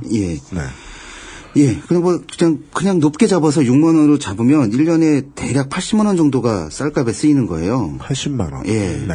요거를 가만히 생각해 보면 그냥 도시 노동자 1가구 평균 소득 요게 많은 사람들이 여기 미치지 못하는데 저도 못 미칩니다. 네. 근데 이제 이 기준이 2013년 기준이 4인 가구 기준이 5,500만 원의 소득을 올린다고 나왔어요. 평균이. 네. 예. 5,500만 원. 예. 그 중에 80만 원. 그러니까 뭐 이면 주식이라고 부르기가 애매합니다. 예. 그러니까 비율로 따지면 1.4% 정도? 이 정도 금액을 쓰는 거예요. 쌀을 먹는데. 그렇죠. 예. 주식이 아니죠. 예. 그쯤 되면. 예.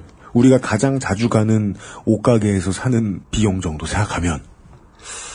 그러네. 네. 그렇죠. 그러네요. 예. 네. 이제 다른 말로 표현하자면 4인 가구 한 달의 쌀값 이상을 저는 핸드폰 요금으로 내고 살고 있는 거예요. 예. 그렇게 치면 한국인들은 비트를 먹고 사네. 그렇죠. 패킷? 그렇죠. 패킷을 먹고, 패킷을 먹고 사네. 저는 이제 생협 조합원인데요. 네. 생협에서도 이제 20kg 유기농 쌀이 한 7만 원 정도면 삽니다. 예, 이 정도면 사고. 예, 그래서 저는 쌀값은 좀 더 올라도 된다고 생각을 하고 대신 핸드폰 가격은 내리고 월급은 네. 올랐으면 좋겠어요. 예. 예, 모두의 꿈이죠. 예, 그렇죠. 말입니다. 네. 이제 농민분들을 만나서 쌀 시장 개방되면 어떻게 될 것인가 얘기를 이제 몇몇 분들에게 들어봤는데요. 이제 크게 세 가지 얘기를 해주십니다. 네. 예, 첫 번째 얘기는 이제 복부인 얘기를 해주세요. 뭡니까? 그러니까 국가에서 아무리 부동산 투기를 막겠다고 해도 막은 적이 성공한 적이 없다. 예. 그러니까 쌀이 이제 관세가 돼서 누구나 쌀을 수입하게 되면 513%의 관세율을 유지한다고 쳐도 네. 사람들이 돈을 벌려고 욕심을 가진 사람들이 쌀은 513%지만 관세가 뭐 쌀의 껍데기인 쌀아기. 예. 이런 거는 그 관세가 안 붙거든요. 네. 예. 그걸 수입하는 거예요. 근데 우린 현미를 먹는 사람들이잖아요. 네. 외국에서는 그게 껍데기고 못 쓰는 거지만 우리는 그걸 가져다가 그 쌀론을 띄어다가 뭐 기름을 만든다든가 네. 뭐 원료로 쓴다든가 아니면 네. 그걸 갖다가 뭐 현미 강정 뭐 이런 거 만들어서 판다든가 뭐 이런 식으로 얼마든지 가공이 가능하고 이건 아주 싸게 들여올 수 있는 거죠. 네. 예. 딱 그 백미에게만 적용되는 관세군요. 예. 그것도 말장난이네. 예. 네. 그리고 뭐 이제 중국에서 3, 4년 정도 쌓아뒀던 낡은 쌀, 고미, 요거를 이제, 그게 지금 현지에서는 한가만이 2만 원 정도 한다고 하는데, 오래됐으니까 이제 노래지고 하는데, 그걸 그렇게 안 보려고 표백제 뿌려서 팔기도 이러다 하고 한번 걸렸죠, 이거는. 네. 예. 실제로 이런 일이 있었고, 그래서 이게 아무리 여러 사람이 이렇게 뭐 선량한 관리자들도 있을 거예요, 공무원들 중에. 잘 막아보려고 해도 사람을 속이려고 맘먹은 사람들 찾기가 쉽지 않을 것이고 이런 일들이 아주 많이 벌어질 거라는 예상이 가능한 거죠. 당연합니다. 예. 뭐 조조가 원소의 굴량미를 불태우다 남은 쌀 이런 거. 뭐야 그게? 문화재인데 문화재? 그걸 경매해야 되겠는데? 그런 쌀이 수입되나? 뭐지? 아 그런 느낌에 네. 이게 그 전쟁터에 이렇게 초대가 나와 이제 이겼다 이러고 다들 이제 흩어졌는데 업자가 지나가다가 이거 뭐야? 쌀! 오 대박! 이러더니 수출? 아하 그렇죠. 예, 표백한 다음에 네. 그리고 이제 그 쌀 관세가 되더라도 우리가 의무 수입하는 물량 계속 수입을 해야 됩니다. 의무 수입하는 물량의 관세는 5%거든요. 네. 예. 네, 의무 수입 범위를 넘어간 다음부터 513% 아니에요? 그렇죠. 예. 네.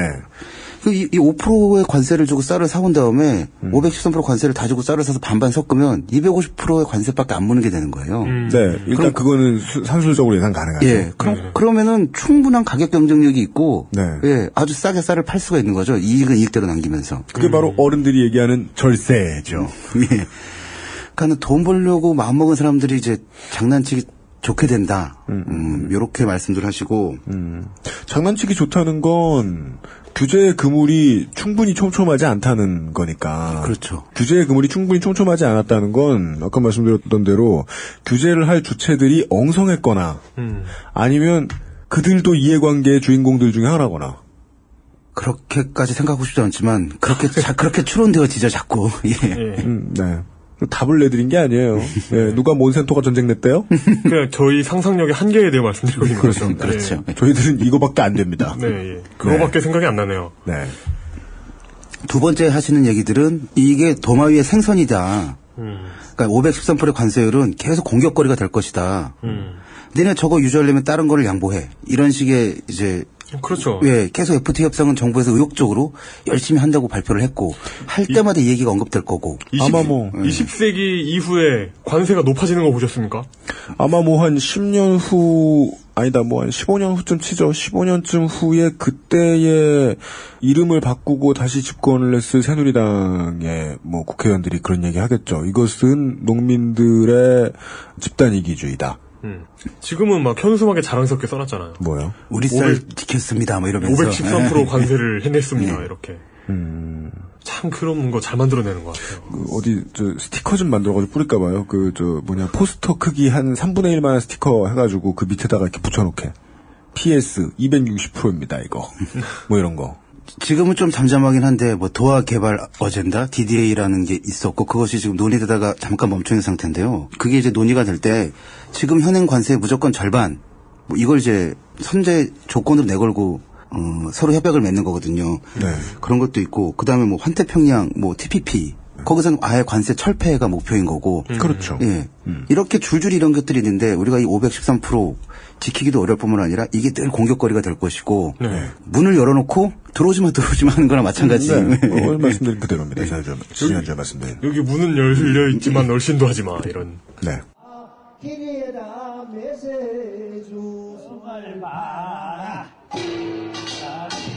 독성.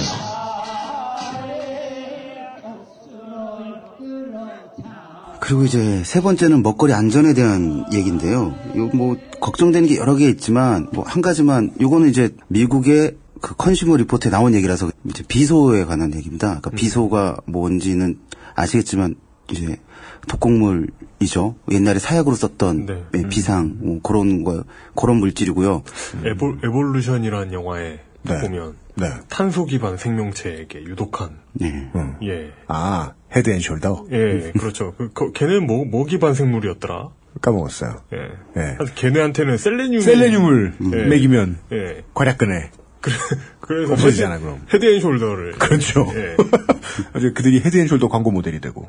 근데 헤드 앤 숄더를 먹는다라고 과대 포장하고 싶진 않습니다. 네. 절대로요. 네. 하지만 헤드 앤 숄더를 물에 한 10,000배 희석하여. 쌀을 씻어 먹는 쯤으로 비교해 볼까요? 비소는 헤드 앤 숄더보다 유독하지 않아요? 그런가? 네. 1급 발암물질이고 아마 발암물질로 지정된 게 최초의 물질일 거예요. 아, 그래요? 예. 옛날부터 도구로 썼던 거고. 예. 암의 기원이요? 인류에게 가장 오래된 그 독곡물이잖아요. 예. 아, 그렇군요. 네. 형은 그게 어디서 왜 나온 거예요?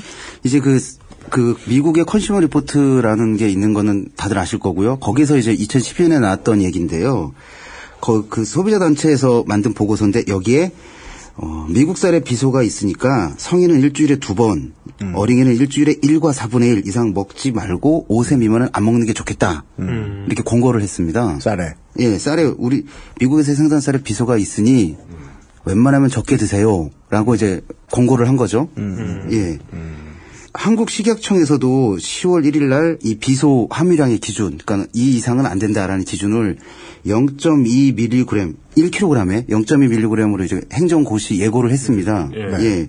예고했는데 여기에 많은 단체들이 지금 반발하고 있고요. 왜냐하면 너무 높기 때문입니까? 예, 너무 높기 때문입니다. 예. 그러니까 뭐 미국 얘기를 말씀드릴게요. 미국 환경보호국 EPA라고 하는데요. 여기서는 이제 좀 어려운 얘기인데 장기 섭취할 경우 비바람 무영양 용량 이걸 RFD 값이라고 표현하는데요. 그러니까 비바람? 예, 무영양. 그러니까 바람에 영향을 주지 않을 정도의 양. 아, 발암 물질이긴 한데 이렇게 적게 먹으면 그래도 괜찮다. 아, 괜찮다라는 기준.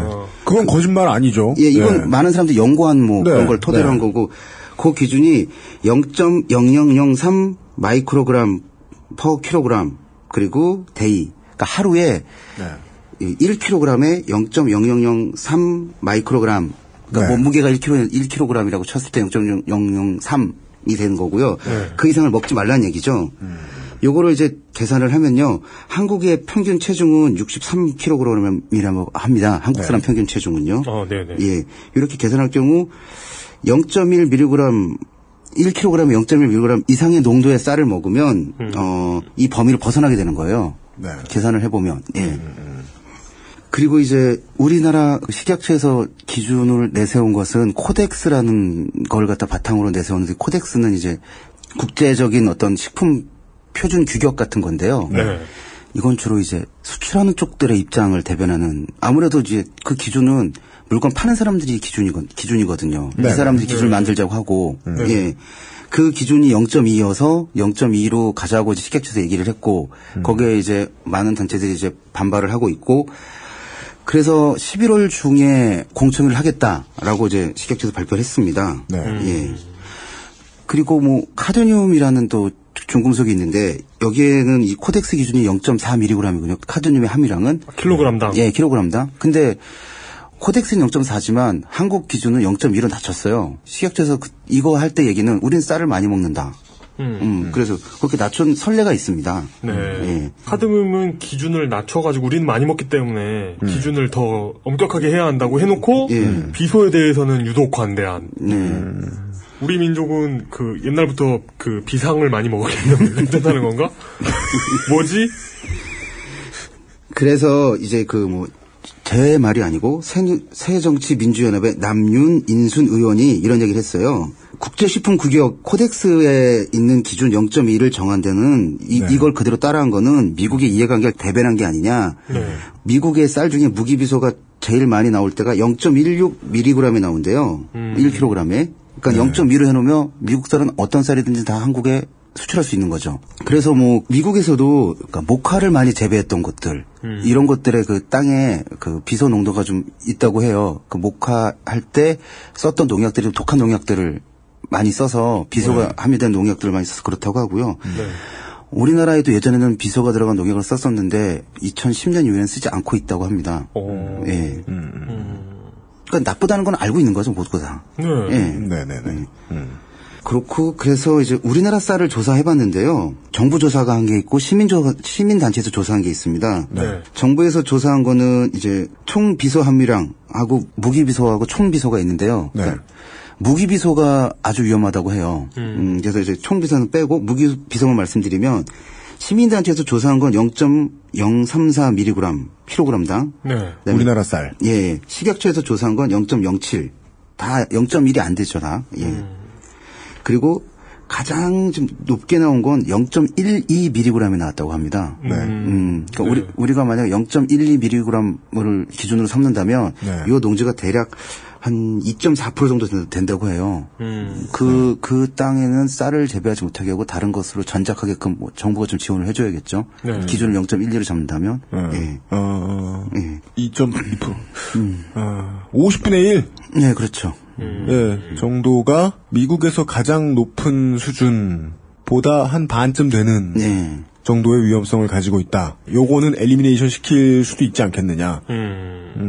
그런 얘기들을 이제 하고 있고요. 지금 이제 시민단체에서 조사한 게 좀 낮게 나왔잖아요. 근데 이제 이게 주로 친환경 쌀을 조사했다고 해요. 그래서 그 시민단체들 조사가 100% 신뢰할, 뭐 어떻게 표현이 되죠? 좀 이렇게 조금 편중된 조사여서 전농에서 각 도별로 20점씩 해서 140점에 대한 조사를 하겠다고 그래서 그 결과를 갖고 공청회에서 제대로 얘기하겠다라고 이제 입장을 밝혔습니다. 그렇습니다. 비소에 대한 얘기가 이렇게 있고요. 먹는 얘기가 좀 애매하긴 합니다. 기준을 어디로 삼느냐 이런 것들도 애매한 얘기이기도 하고 병을 몇 가지 알아보면 먹는 문제가 정말 사람마다 다 다르게 적용되거든요. 뭘 먹어서 나빠진 사람이 있는가 하면 아닌 사람도 그래요. 있고. 맞아, 그건 그래요. 그러니까 이게 이건 나쁘다 좋다 이렇게 딱 말하기가 그냥 뭐 무슨 바람물들 평생 잘 먹고 장수하는 할아버지들도 계시고 반대인 경우도 있고요. 담배 오래 피고 잘 사는 사람이 있고. 그게 참 애매하죠. 그런데 이 말씀을 드렸던 이유는 쌀은 우리의 주식이니까 아무래도 좀 더 신경을 써야 되지 않겠는가. 그리고 그러려고 국가라는 게 있는 거고 우리가 그 일을 해달라고 세금을 내는 이유가 되기도 하겠고 그래서 그런 기준들을 잘 잡아달라라는 그런 의미로 좀 받아들이셨으면 좋겠습니다. 네. 아무리 쌀 소비량이 줄었다지만 여전히 그래도 명색이 주식인데 누구나 먹게 되는 거잖아요. 아까 이제 얘기 들어오기 전에 그 위원장님한테도 말씀을 살짝 드리긴 드렸는데 촛불문화제 할 때 이 쇠고기 수입에 대해서 이야기를 이제 사람들이 이제 갑론을박이 오고 갈 때 가장 중요하게 내세웠어야 되는 얘기는 그거였다고 봐요. 국민들이 걱정한다는 말은 할 수 있어야 되는 거 아니냐. 거기서 한 발만 더 나가면 국가가 국민을 걱정은 해야 할 거 아니냐. 시장 논리를 들이대기 전에. 제가 바라는 건 그 정도 수준이에요. 이 의견이 시끄럽게 나올 순 있어야 되지 않겠냐. 최소한. 이게 나와서 나중에 미국 소고기를 수입해서 이렇게 봤더니 모두가 멀쩡하더라. 결과론으로 놓고 얘기를 하자는 게 아니라 국민들이 이걸 걱정하고 있다. 그러니 개방 좋아하는 너희들이 이것저것 생각은 해서 우리가 이해할 수 있을 때까지 조절을 하건 설득을 하던 조금 더 액션을 취해야 되지 않겠느냐 정도. 저는 그 이상에서 지금 논리를 진전시킬 힘은 전 없는데요, 전 지금. 네. 그렇다고 해도 네. 국민이 당하는 수준이 아니라 걱정하는 수준이라고 하더라도 정부는 반응을 해줘야 된다. 정도입니다. 네. 당연한 얘기인 것 같습니다. 네, 이제 비수에 대한 얘기는 요 정도로 이제 정리하고요. 네. 그래서 이것이 잘 처리되길 바라는 거고요. 네.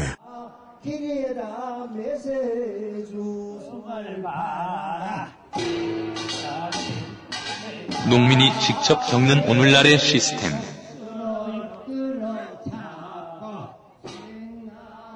얘기를 좀 이어가자면 농촌에서 현재 벌어지고 있는 일들에 대해서 네. 좀 이제 말씀을 드릴게요. 네.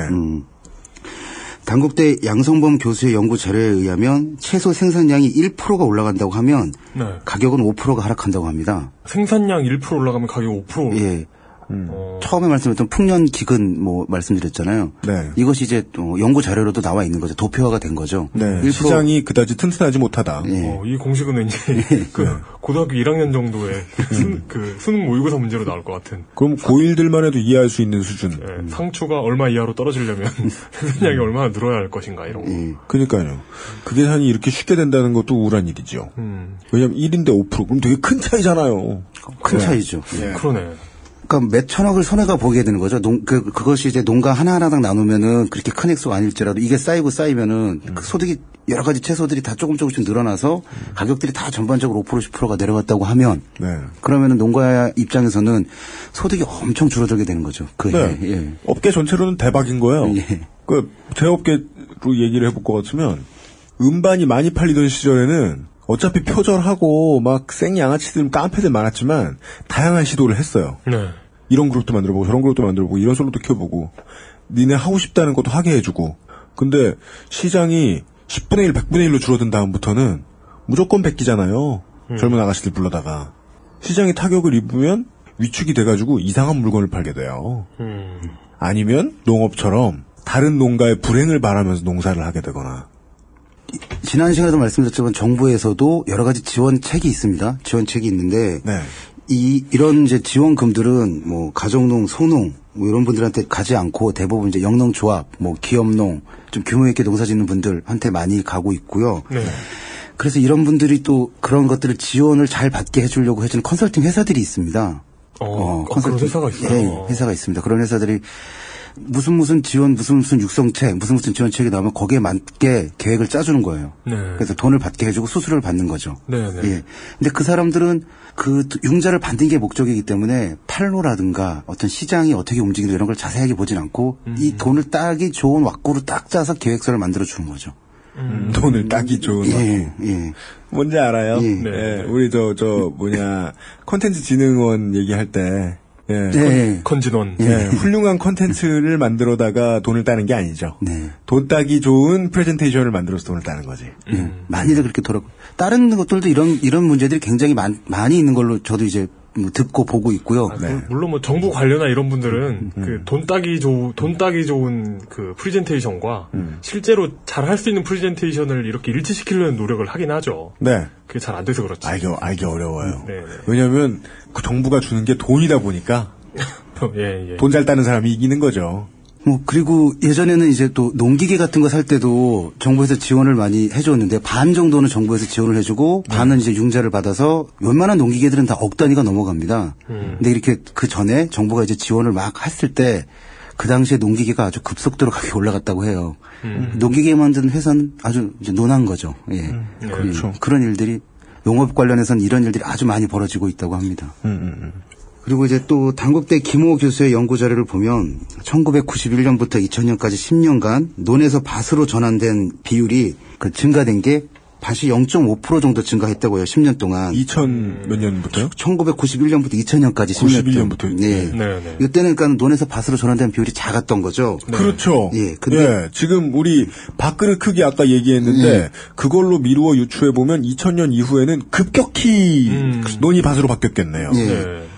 요번 자료를 보면 2001년부터 2010년까지 20년 동안은 1.3%, 그리고 2011년, 12년 2년 동안은 2.1%가 이제 논에서 밭으로 바뀌었다고 해요. 네. 그러니까 비율이 확 늘고 있는 거죠, 지금. 그러니까 점점 논이 없어지고 있는 것이고, 네. 이 논이 없어지면 이분들은 어떤 걸 하시느냐, 뭐 버섯, 아니면 축사, 뭐 시설농, 그러니까 특용작물 재배 이런 걸 넘어가시는데, 이게 또 너무 많이 늘어나면 또 가격이 폭락되고, 그렇게 되면 이 농산물은 이걸 저장해서 팔기도 어렵고, 예.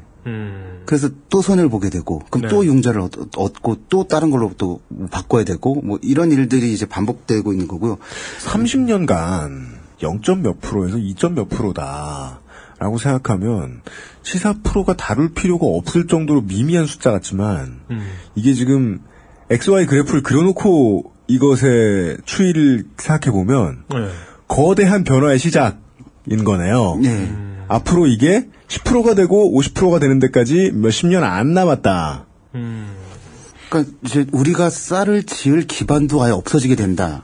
그러면 이제 제가 90년대 말에 보고서 황당하다. 90년대 초중반이었을 거예요. 제가 중학생 고등학생이었을 거예요. 네. 황당하다 느꼈던 그림이 우리 밀라면이었어요. 우리 밀라면? 있었어요. 네, 있었어요. 그게 또 큰 기업이 만든 것도 아니고 지금의 요즘 흔히 볼 수 있는 그냥 그 지자체가 만드는 쌀포대 같은 느낌의 디자인이에요. 뭔가 조합 같은 데서 만든 것 같아요. 그게 서울에 간간히 들어왔어요. 네. 보면 우리 집같이 못 사는 집이 먹을 것은 아니었어요. 존나 비쌌거든요. 그때 막 1,000원, 막 700~800원 받았던 걸 기억해요. 근데 그걸 보면서 무슨 생각을 했냐면 비싼 걸 보면 아니 중고등학생이어도 그 정도는 압니다. 이게 비싼 이유는 사람들이 많이 사기 때문이 아니면 만들기가 어렵거나 많이 못 만들기 때문이잖아요. 네. 농촌에 대해서 아무것도 모르는 놈이 보기에도 아 한국에 밀 존나 없구나 라는 게 판단이 되더라고요. 이것의 디자인과 가격과 광고에서 볼 수 없음 이런 것들을 미루어 볼 때. 그렇죠. 그리고 쌀이 그 운명을 맞을 날이 온다. 아무리 길게 봐도 우리 죽기 전쯤에 정도? 네, 그렇죠. 그런 얘기인 것 같아요. 그 저처럼 시골에 그 주기적으로 내려가야 되는 사람들 있잖아요. 그렇죠. 그 시골집에 다른 개를 물어 죽이는 개가 있는. 그 친구 이제 많이 순해졌어요. 나이가 들더니. 그래도 치매 오면 또 문다 막 주인 문다. 네, 조심해야 돼요. 근데 논이 줄어드는 게 보여요. 눈으로 보이시는군요. 난 그걸 절대 모르잖아. 거기가 거기가 산골이라 더 그런지는 모르겠는데, 그러니까 산이라 애초에 논농사가 적합하지 않은 곳이라 그런지는 모르겠으나 조금씩 바뀌는 게 보여요. 특히 과수원이나 소 키우는 곳으로 많이 바뀌는. 맞아요.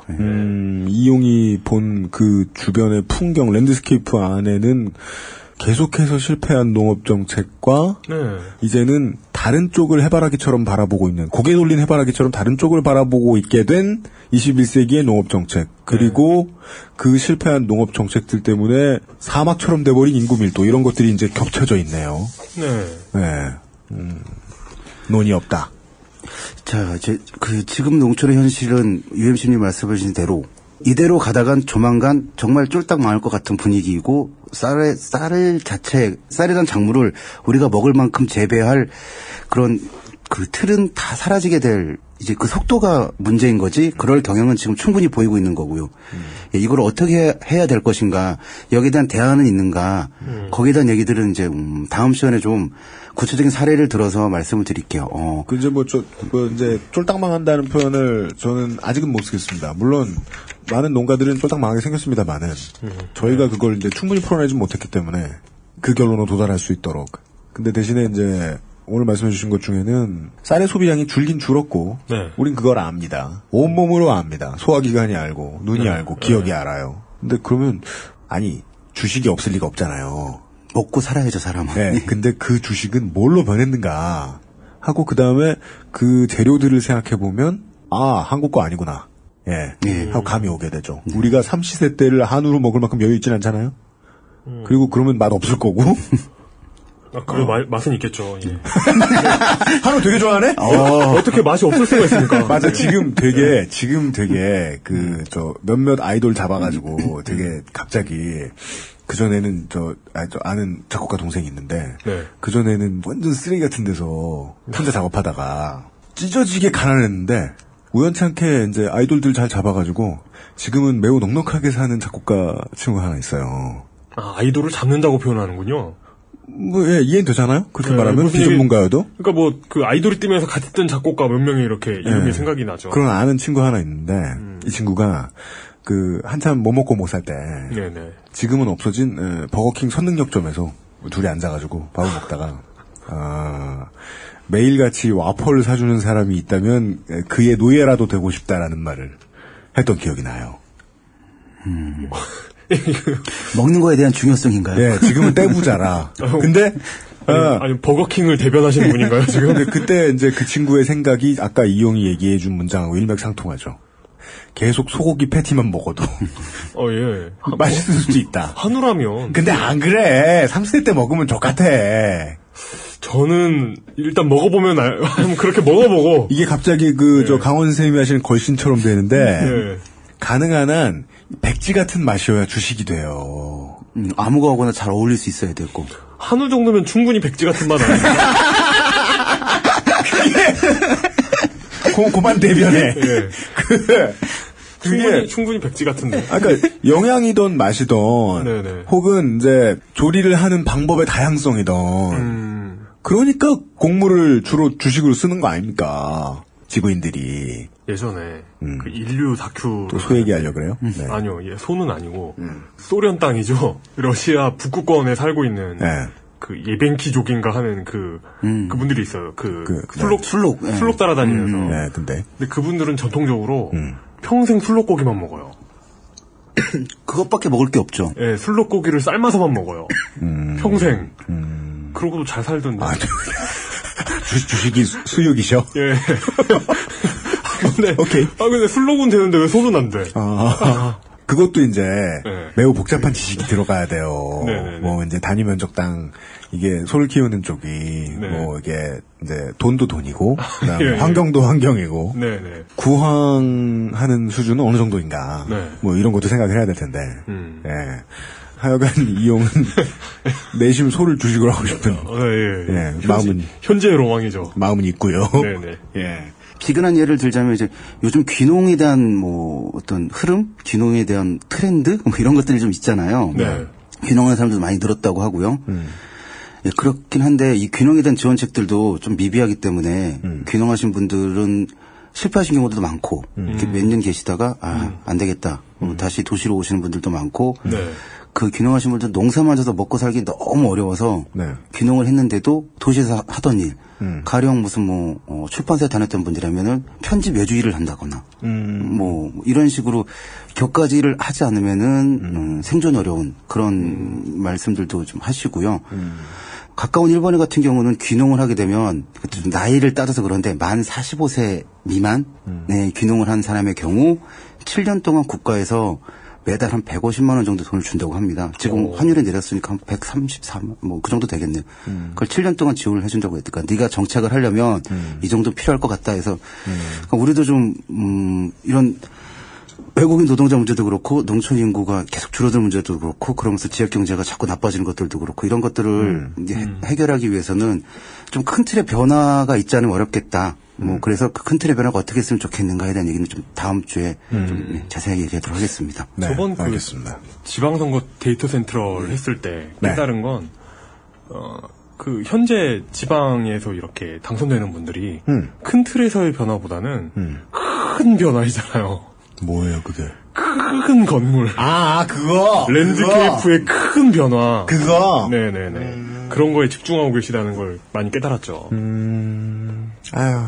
어떤 느낌이냐면, 저는 명절이 돼도 갈 농촌이 없어요. 갈 시골이 없어요.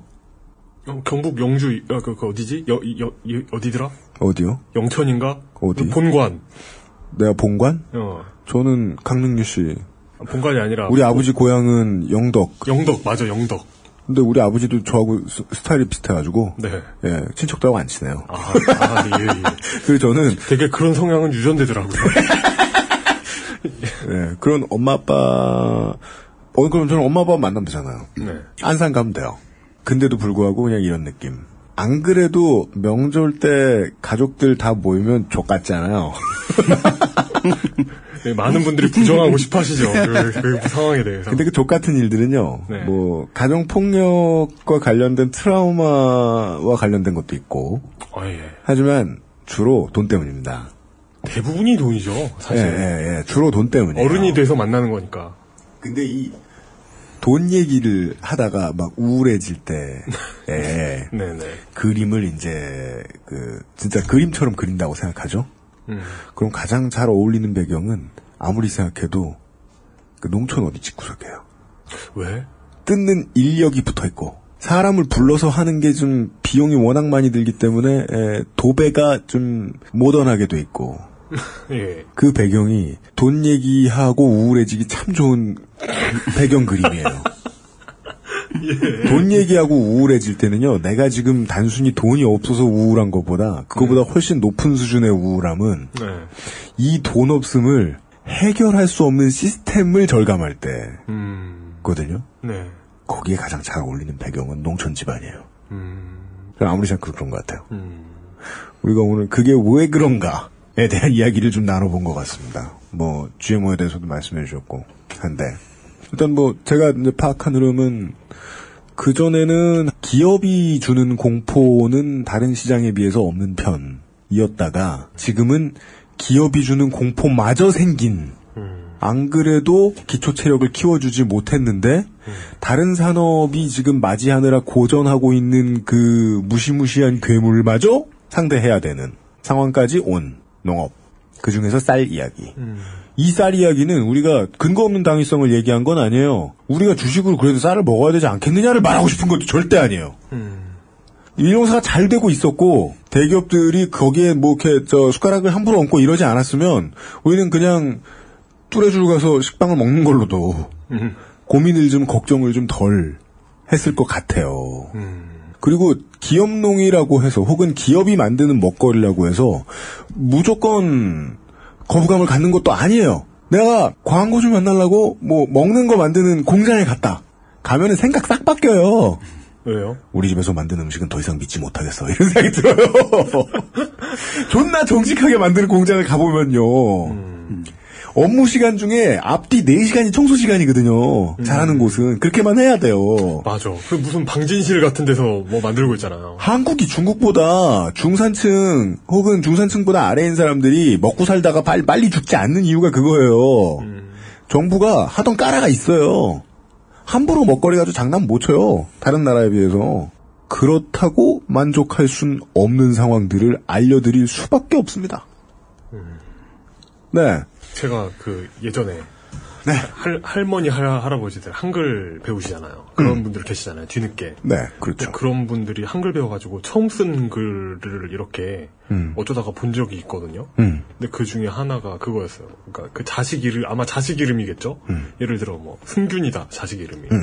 우리 승균이는 안전행정부에 다닌다 이거예요. 한글 배워서 처음 쓴 글이. 그게 무슨 소리야? 어? 그게 무슨 소리야? 우리 아들 공무원이라고. 내가 이해력이 좀 안 됐나 보다. 네, 우리 아들 공무원 다닌다는 글이 네. 공무원이라는 게 한글 배워서 처음 쓴 거예요, 평생. 네.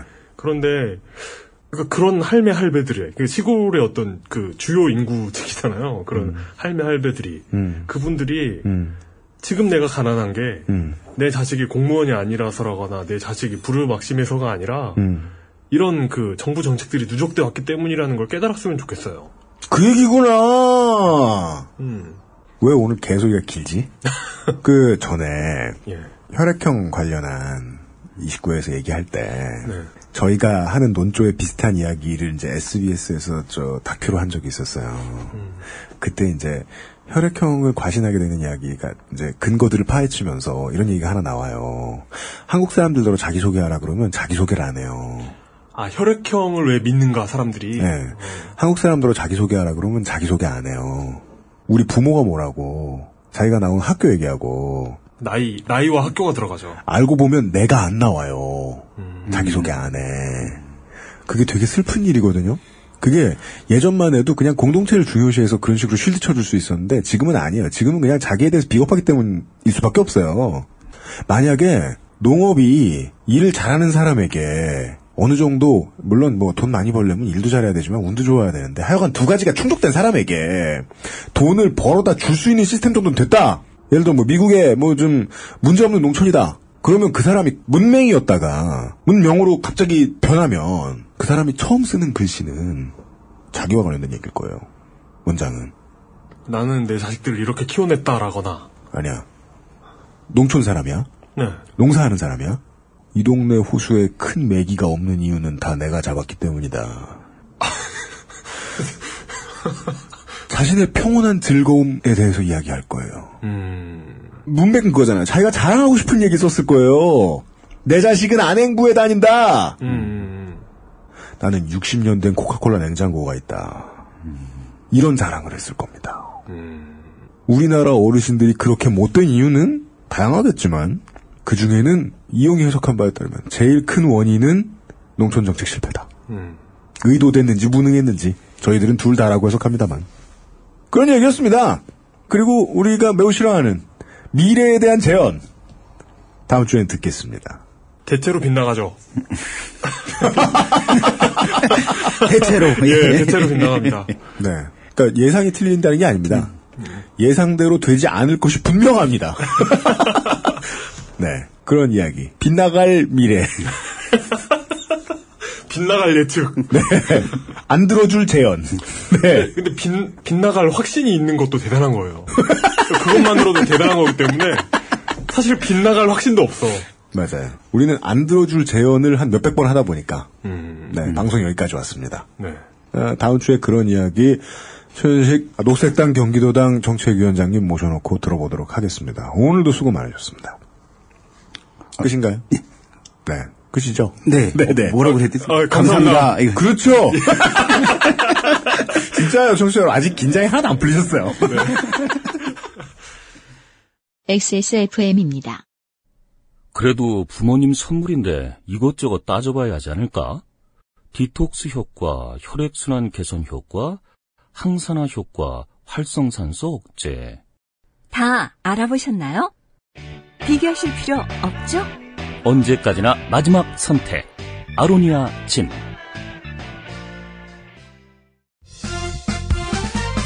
바른 선택, 바른 선택. 1599. 언제까지나 마지막 선택. 아로니아 진. 뭐 어제 못 소개해드린 트윗을 몇 개만 좀 보겠습니다. 유리 언더바 홍님이 11월 11일이 농업인의 날임은 우리가 모두 잘 알고 있죠. 그 이상한 과자의 날이 아닙니다. 그렇습니다. 예. 이젠 이상한 과자인 게 이제 쳐다보지도 않게 돼요. 와, 이젠 진짜 네. 그 나노 코팅 그 막대기에 네. 그 출처 불분명한 밀가루 막대기에 네. 그 초콜릿을 나노 코팅 해가지고 초코 도금 막 이렇게 됐더라. 0.22 나노미리. 예. 아, 초콜릿 도금. 그럼 그거 도금이 아니라 도초코라고 해야 되나? 뭐라고 해야 되지? 그럼 그거 긁히면은 저 국도변의 업자 아저씨한테 얘기해가지고 이렇게 예. 100개냈다 새로 칠해주고. 예, 그렇죠. 아, 네, 그런 과자의 날이 아닙니다. 네네네. 네, 농업인의 날입니다. 그 몇 년 전부터 이제 정부에서 그거 이제 홍보 피기 시작했죠. 우리 쌀로 만든 가래떡을 나눠 먹는 가래떡 데이이기도 하다. 우리 방송대로 표현하면 물뚝심송 데이다. 예. 네. 103회 때 이거를 말씀드릴 수가 없었습니다. 103회 때 왜 못했지? 왜 못했지? 몰라요. 가래떡에 대해서 말할 수 없더라고요.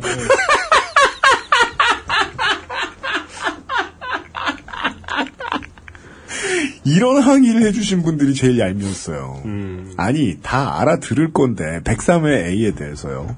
다 알아들을 건데, 뭔 삑 처리를 이렇게 했냐고.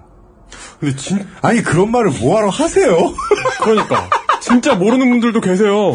예? 그니까, 진짜 모르는 분들도 계시단 네. 말이야. 네. 예. 아니, 무슨 러버덕을 먹냐. 이렇게 항의해주신 분들 계셨단 말이에요. 네, 예. 하여간 저희는 이런저런 이유로 가래떡데이에 대한 이야기를 할 수 없었습니다, 지난해에. 그래서 이번 주에 말합니다. 지난주에는. 우리 쌀로 만든 떡 얘기를 할 수 없는 그런 거였지. 특히 고급 떡 세트 이런 얘기 할 수 없는 회차였죠, 그때가. 떡의 자유를 얻었어요, 104회에는. 예. 네. 확실히 병신 일정 성분비란 네. 매번 다 적용해야 된다는 걸 알 수 있어요. 왜요? 우리 쌀을 가지고 네네. 뭘 만드는 사람들이라고 해서 반드시 양이라는 건 아니에요. 네. 그렇다고 해도 지켜줘야 할 시장은 지켜줘야 됩니다.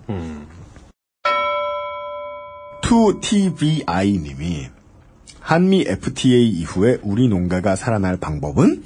이라는 질문에 대한 김문수 전 도지사의 트윗. 명언이죠. 네. 김문수 씨, 이제 씨입니까 뭡니까? 김문수 그냥 님. 김문수 님하는 네. 대한민국의 최초로 에미넴의 풀 비트를 다 소화해낸 네. 유일한 인물이죠. 네. 김문수 전 도지사의 트윗. 이 트윗을 보면요, 내용이 네. 정말 세상에서 내가 듣기 싫어하는 말은 다 붙어 있어요. 아자. 난 이 말 왜 이렇게 싫어? 아자. 난 DJ 철이 아저씨가 싫은 건 아니야. 하지만 아자라는 말은 아자 우리도 할 수 있다. 하면 된다. 이 정신이 필요합니다. 이게 한미 FTA 이후에 우리 농가가 살아날 방법은이라는 질문에 대한 김문수 씨의 답이에요. 기본적으로 네. 그러니까 전임 어맹부 박일평 씨. 네, 전임 박일평 씨. 예, 이명박 박일평 시절에. 이명박일평 씨 시절에. 네, 그 시절에. 네. 그분께서 하셨던 말씀하고 일맥상통합니다. 네. 위기를 기회 삼아라. 네. 예. 이게 조금만 부풀려서 빗대면 사자 우리에 넣어놓고 힘내라고 하는 거예요. 이때는 제일 얄미운 방식으로 표현하면 뭔지 알아? 이렇게 쳐다보고 있는 사람이 하는 말 중에. 뭐요? 간발해. 내가 아는 몇 안 되는 일본어. 네. 그런 느낌이에요. 아자, 우리도 할 수 있다 하면 된다. 뭘 하라는 걸까요, 이분은? 열심히 하다 죽어라는 뜻이에요. 사실 힘내라, 이런 얘기가. 네. 내가 도와줄 게 없을 때 하는 얘기잖아요. 그 래퍼들의 보수적인 수사 얘기 또 한 번 하게 되네, 오늘. 네. 50센트가 언더그라운드에서 되게 오랫동안 나름 랩 좀 하는 사람이었어요. 그랬다가, 10대들한테 받아들여지려면은 랩을 잘하면 안 돼요. 아, 그래요? 우리나라 가요하고 마찬가지예요. 노래 잘한다고 성공하는 거 아니잖아요. K-팝 스타나 슈퍼스타 K 우승자들 기억 남는 사람 이제 몇 안 남았지 않습니까? 그 랩을 못해야 돼요. 충분히 알아들을 수 있게 못해야 돼요. 그래서 그런 못하는 랩이라는 신무기를 장착하고 낸 메이저 데뷔 앨범이 어마어마하게 많이 팔립니다. 그래요? 예. 그 데뷔 앨범의 제목이고 나중에 한동안 사람들한테 회자되던 말이 그거죠. 부자가 되거나 노력하다 죽거나. 부자가 되거나 노력하다 죽거나. 근데 이 어떤 선택받은 사람들이 부자가 되려면 나머지 사람들이 그냥 죽으면 안 돼요. 노력하다 죽어야 돼요. 김문수와 이명박의 말은 그런 뜻이에요. 가능한 한 노력하다 죽어라. 성공하지 않되. 이런 얘기입니다. 아니라고 우리 성공한 농업인들 얘기해주지 않냐고. 그 몇몇 농업인들이 벌어들이는 돈을 다 합해도 이 시장은 여전히 침잠하고 있을걸요. 시장 전체를 봐야죠. 하여간 딴소리 오래 했는데 아직 트윗이 안 끝났어요. 아, 이게 바로 근자감이구나. 물론 근면자조입니다. 근면자조 협동. 네. 이 두 분 감사합니다. 아자 우리도 할 수 있다 하면 된다. 이 정신이 필요합니다. 이거 도대체 무슨 정신이에요, 이분? 내가 회사 다닐 때 제일 싫어하던 새끼가 맨날 하던 말이야. 그 새끼는 아자아자 대신 으쌰으쌰를 썼어요. 그 두 글자의 반복 있잖아요. 네. 이 두 글자의 반복이 저한테 주는 어감은 이런 거였어요. 진짜 열심히 하다 죽어라. 내가 마음만 같아서는 네가 열심히 하다 죽을 수 있으면 마약이라도 놔주고 싶다. 스팀팩이라도 꽂아주고 싶다. 게임 설명서 보면은 스팀팩에 대한 표현이 나오잖아요. 이게 나중에는 만성 우울증도 되고 그냥 뭐 전투하다 말고 저 외상을 입지 않았는데 죽는 병사들도 생기고 그런다고. 근데 그래도 위험성에 비해서 효과가 너무 좋았다고 스팀팩은 그런 얘기 하잖아요. 근데도 불구하고 군 당국에서는 이 유혹을 뿌리칠 수가 없었던 거예요. 병사들이 갑자기 싸움을 너무 잘하니까. 평소에 죽거나 말거나 뭔 상관입니까? 어차피 죽게 돼 있는데. 네. 예. 으쌰으쌰나 아자아자는 그런 느낌을 줘요. 말로 쏘는 마약 같아요. 자, 마지막에 도지사입니다. 이거 해줬으면 진짜 좋았을 텐데. 이 정신이 필요합니다. 도지사입니다. 이러면 인기에 연연하지 않는 래퍼네요. 네. 원래 연예인들은 자기 유행어 꼭 자꾸 울고 다니잖아. 네. 이분은 그러지 않네. 야, 이분이 뭐 행사 같은 데 가가지고 도지사입니다. 이거 하면 진짜 분위기 장난 아닐 텐데. 그리고 에미넴 마이 네임 이즈를 깔아야 되는 거예요. 하이 도지사입니다. 예. 난 도지사인데 누구요? 네. 예. 김문수 얘기로 마무리 지은. 이번 주에 히스테리, 네. 어제도 김문수 얘기했는데, 그죠? 예. 그래? 어제 뭔 얘기했지? 잘렸나? 뭐요? 김문수님, 새누리당 스타일에, 네. 사고방식을 깨뜨리기 위해, 새누리당에 직접 들어가서, 예, 그랬다고. 그 얘기 잘랐어요. 예. 안타깝다. 예. 이용이 뭔 얘기를 하다 잘렸냐면요. 예. 새누리당의 방식을 혁파해야 된다. 이런 트윗을 소개해드리면서, 예. 새누리당의 방식을 혁파하는 방법 중에 하나로는 새누리당에 들어가는 방법이 있다. 들어가서 자신이 직접 혁파하는. 김문수 이재호. 예. 네. 실패했는지 성공했는지는 여러분들이 해석을 해주시기 바라면서. 김문수 이야기로 마무리 짓는 이번 주에 히스테리 사건 파일 그것은 알기 싫다였습니다. 다음 주에도 준비되어 있는 게 많은데 어떤 이야기가 나올지 모르겠거든요. 네. 뭐라고 얘기해야 되지? 어느 정도는 이제 앞으로는 살짝 예고라도 해드리면 어떨까 하는 생각은 들긴 드는데. 그러니까 예고가 있어야 돼요. 막상 진행해 보니까 예고 되게 힘들어요. 뭐가 나올지 모르겠잖아. 그러니까 다음 주에 우리가 예를 들어 무한도전이야 이러면은 나오는 사람들이 우리한테 맞출 텐데 우리가 나오는 사람들에게 맞춰야 되는 경우가 많다 보니까. 맞아. 네. 다음 주를 기약하기는 어렵지만. 네. 4가지 이야기 정도가 준비가 돼 있고요. 네. 그리고 최현식 정책위원장님 반드시 나오시고요. 네. 그러면 나머지 셋 중에 하나가 들어가잖아요. 와, 이러니까 되게 풍족한 것 같다. 그니까요. 네. 근데 그래봐야 뻔해요. 울뚝심송 마사오 아니면 나머지 하나 중에 하나예요. 다음 주에 확인을 해주십시오. 그리고 그나마 이게 예고예요? 다음 주에 확인해달라고? 그나마 조금이라도 예고를 드릴 수 있다면 저희들은 보통 그 다음 주 초에 페이스북이나 트위터를 통해서 예고를 해드리기도 한다는 사실은 참조해 주십시오. 네. 다음 주에 다시 뵙겠습니다. 유현수의 프로듀서와 이용 상임수석이었습니다. 감사합니다. 수고하셨습니다. 예, 수고하셨습니다.